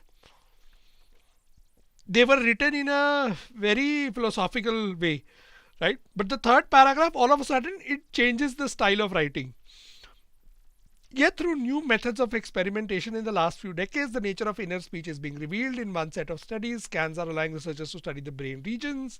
In other studies, researchers are investigating links between external and internal speech, that which we say aloud. So the third thing, all of a sudden, it moves into the studies and what is being revealed about it, etc., etc. Right? So it goes into this themselves. So Hassan, that is a very, very interesting question, and that's a question which has divided scientists and philosophers, and that has split the world, right? That do animals, do they possess consciousness? So that is something which is, because if they do, then it's a separate matter. If they don't, then it's a separate matter how we treat them. So this is like a whole Pandora's box that you open then. Right, so this was this paragraph. Now that we've analyzed it, let's go to 6 rapid fire questions. First 3 questions. Let's go through the questions one by one. Question number 1. We already had close to 2 hours, so we'll quickly go through the 6 questions.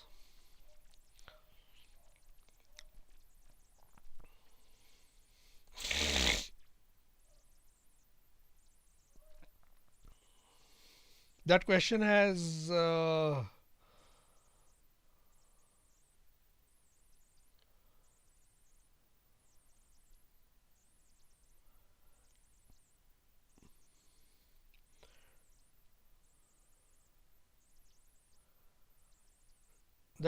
actually troubled a lot of people.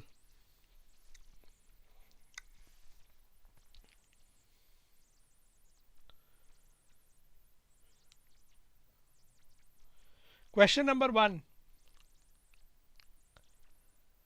The phrase trying to turn up the gas quickly enough to see how darkness looks. B or C?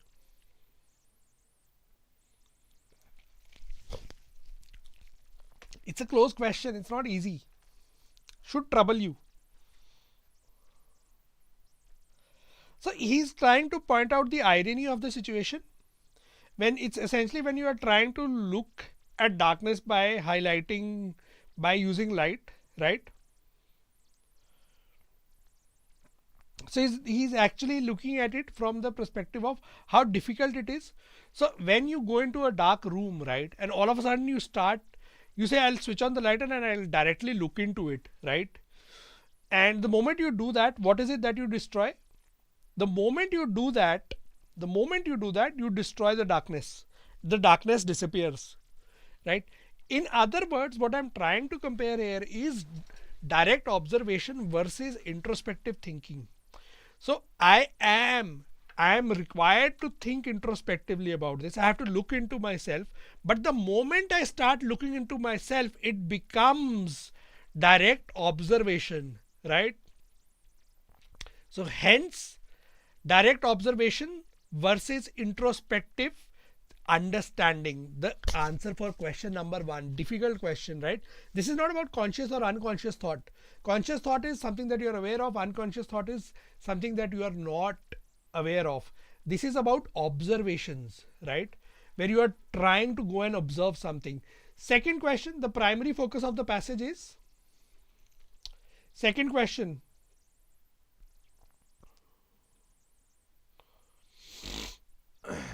Question number two. Question number two is again going to trouble you a little. Question number two, which is the first option that I can rule out? I can cut. Can I cut option number C?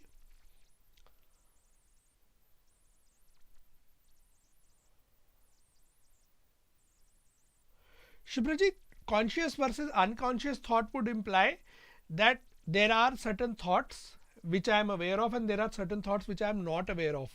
But what I'm actually trying to identify is my consciousness. I'm trying to identify my consciousness, right? Question number two. Question number two, non-physical phenomena, option number C. This is not about non-physical phenomena. That would include every non-physical phenomena in the world, right? D, the personal experiences of individuals realizing their consciousness. That would be problematic with respect to paragraph number 3, violates paragraph number 3, option number D in question number 2. Leaves us with two options, options A or B. The historical evolution of understanding inner speech or the philosophical underpinnings of consciousness. Now, in question number 2, we are helped by paragraph number 3. What does paragraph number 3 do?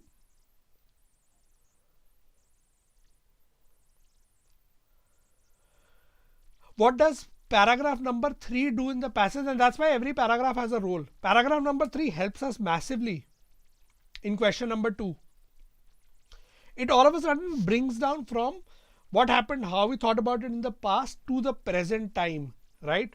And it takes away the philosophy bit. Because it starts talking about the scientific part of inner speech and inner voice.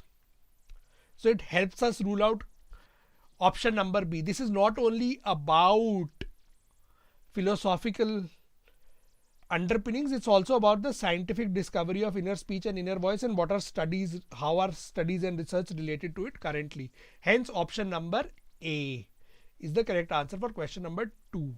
Question number 3, the first paragraph primarily serves to, third is easy, relatively. Third, what is the role of the first paragraph? Role of the first paragraph. Does it contrast ancient philosophical insights?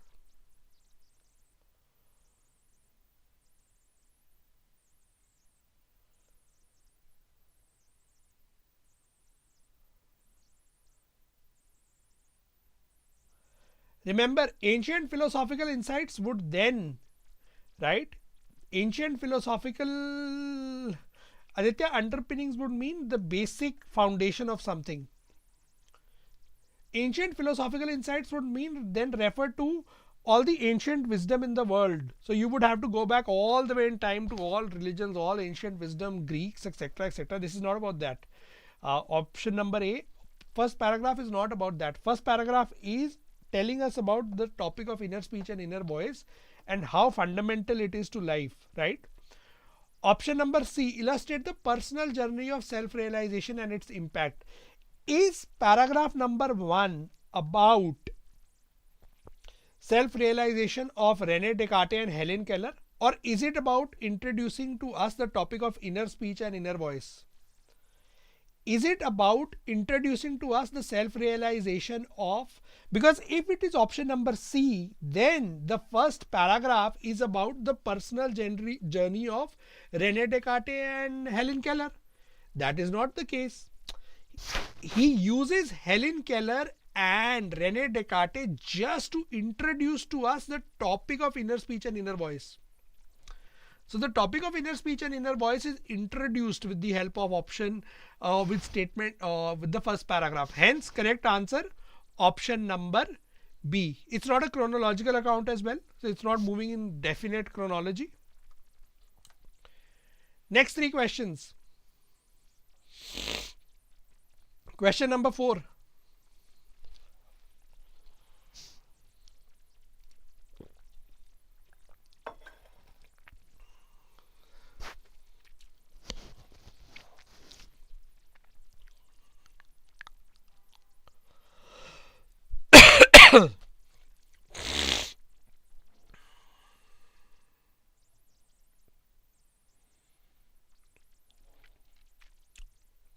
In the context of the passage, it can be inferred that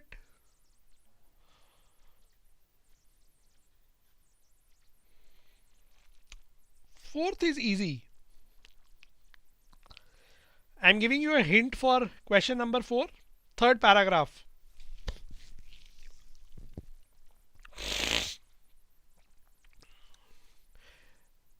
The nature of inner speech is elusive but increasingly understood through modern research. Third paragraph tells us, right, we are understanding more and more about inner speech. We are getting to know more about it. So hence option number D. Fifth paragraph. Fourth D. Any doubts in question number 4? Please let me know. Please mention in the comments question number 4. This option is my doubt. Please highlight that. Question 4 should be clear to all, right? That modern research, right at the end, he goes on to state that. Pargat, are you saying B for question number 4? The study of inner speech has remained static. It has not. We made recent progress. That's clearly implied. Question number 5, answer. Considering the author's analytical approach and content, a plausible profession for them might be.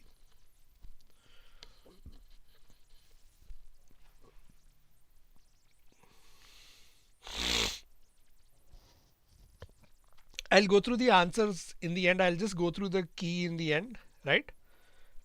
For all the answers, I'll state the answers in the end for all the questions 1 to 6.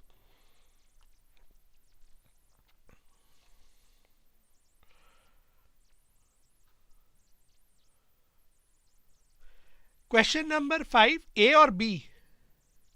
Can I rule out linguist and historian?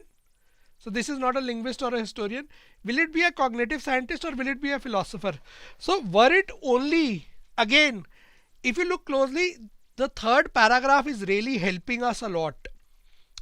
So if it were plausible is possible. Plausible is something which is possible. So if it were only the first two paragraphs, then philosopher. Absolutely यार. Ventro कोई tax लगेगा ही नहीं यार. Pushup कर, pull up कर, जो करना है कर. यार हिस्टोरियन होने के लिए उसको Harikrishnan he will have to then have to give a time by sequence of things and he will have to trace the subject of psychology. Too broad.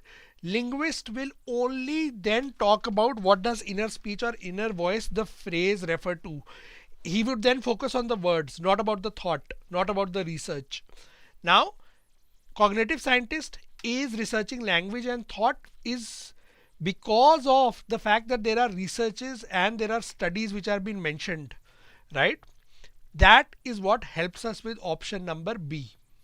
Cognitive scientist becomes far more likely, far more plausible because this is about research and research methodologies. Historian of psychology is just far too wide, Subrajit. It's like historian of psychology, the whole subject about the evolution of ideas. And secondly, this is not about the evolution of ideas as well. Just goes too far wide. Agreed? Question number 6. Based on the passage, it suggested that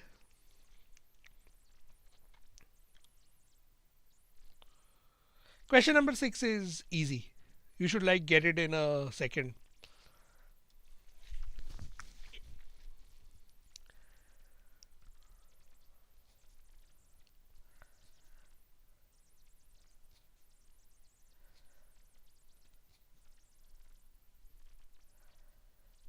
Question number 6.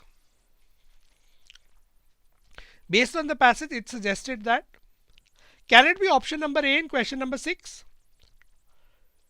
Inner voice is reliable and tangible guide to understanding oneself. So if inner voice was tangible, right? If inner voice was tangible, then you could hold on to it, you could identify it, you could feel it, you could literally, something tangible is something that you can hold on to. Can you really nail down inner voice very easily? Can it be tangible and reliable? Is it that easily identifiable? It's not. It is problematic, right? Can't be option number A. See, without inner voice, one's consciousness would be akin to non-existence. Now, option number C is the really cool one in this case. Think very closely about option number C. Option C and option B. Option D, inner voice and external speech are entirely unrelated. We don't know. We have no idea about this. So option D is ruled out. Option A is ruled out. B and C. B and C are the close ones. What do you pick? You pick B or you pick C? B and C are the two close ones in this case. The study of inner voice is in an introspective journey. Without the inner voice, one's consciousness would be akin to non-existence.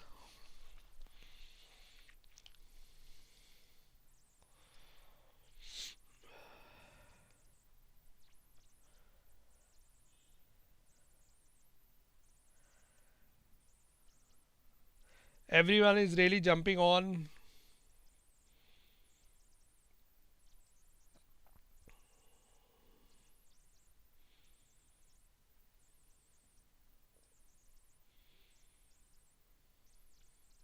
Everyone is jumping on the C bandwagon, right? Like C is like really popular here. Think carefully about C.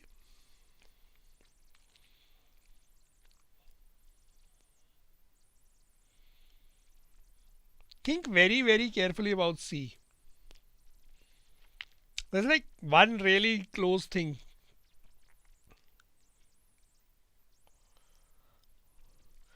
Without the inner voice, right? Without the inner voice, one's consciousness would be akin to non-existence. So you're saying that without the inner voice, one's consciousness would be akin to non-existence. Let's go back to the first paragraph. Shreyans is pointing out to first paragraphs. I think, therefore I am.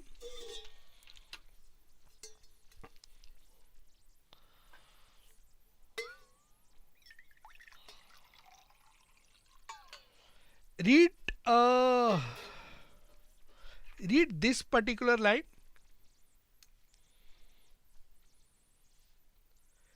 These two lines. Then consciousness first existed for me. As both these pioneers knew, a fundamental part of conscious experience.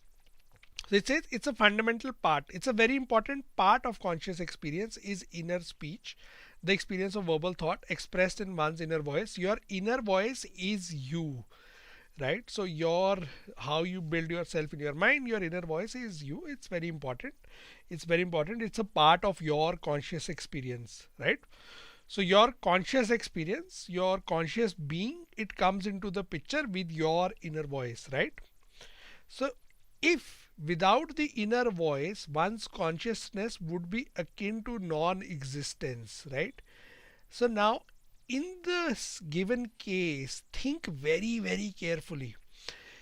He says in this paragraph, and this is where we bring the next trick in this passage or next point of perception. When I learned the meaning of I and me and found that I was something, she later explained, I began to think, then consciousness first existed for me, right? So when was it that you became aware of your conscious experience? When was it that you became aware of your conscious experience?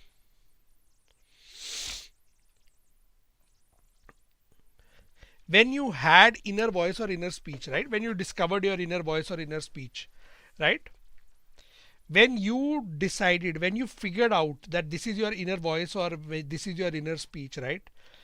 But if you think about it very, very carefully, if you have not realized that, right? So this was when did Helen Keller arrive at this point of time?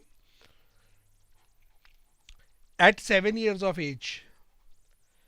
She thought about this at 7 years of age.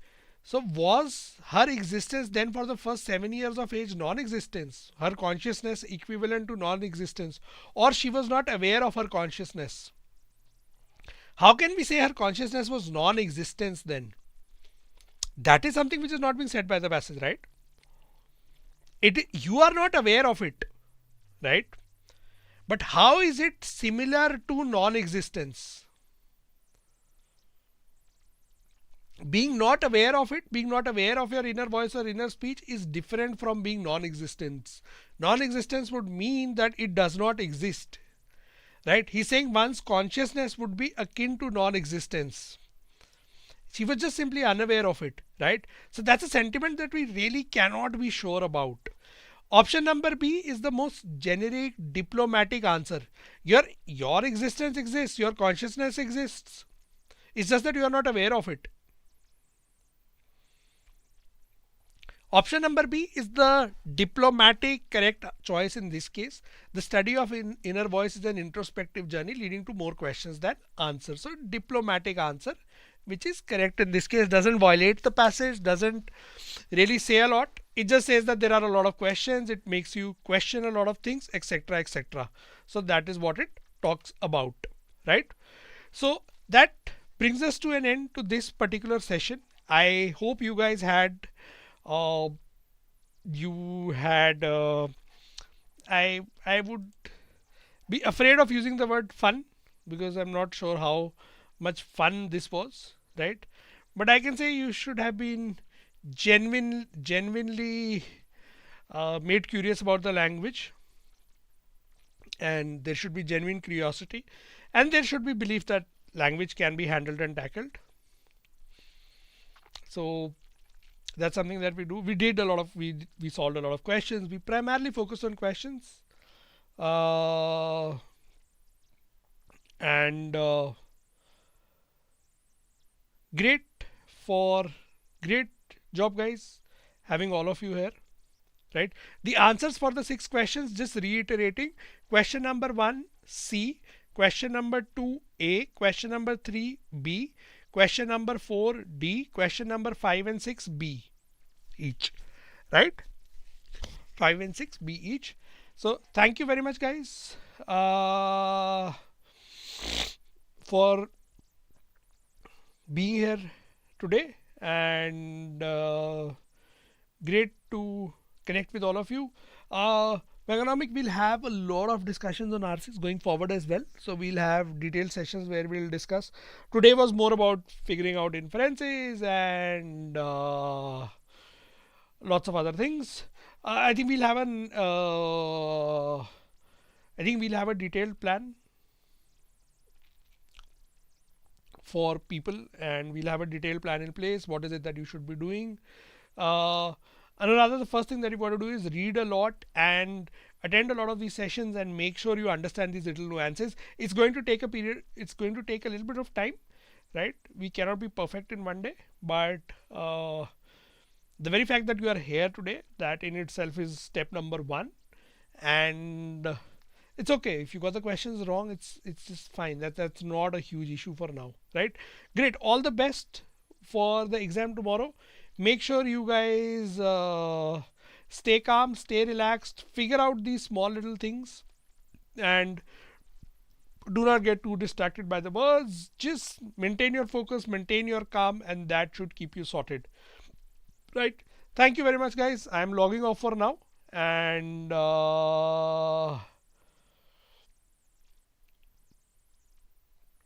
I have I'll probably give you an assignment next time around. Akshay, I'll be around here, so I'll be taking you through your CAT journey. So I will give you lots of other assignments. Don't have anything planned at the top of my head. for today. Thank you very much, guys. Over and out for tonight. See you guys in the next session. Good night, everyone.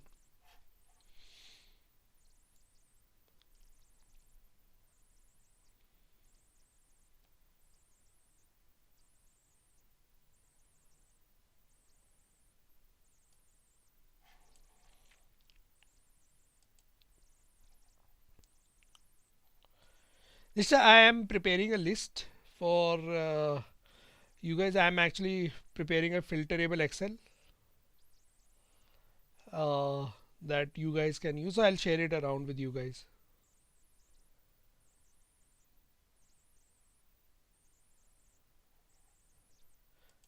Right? Chalo. Chalo. Good night, guys.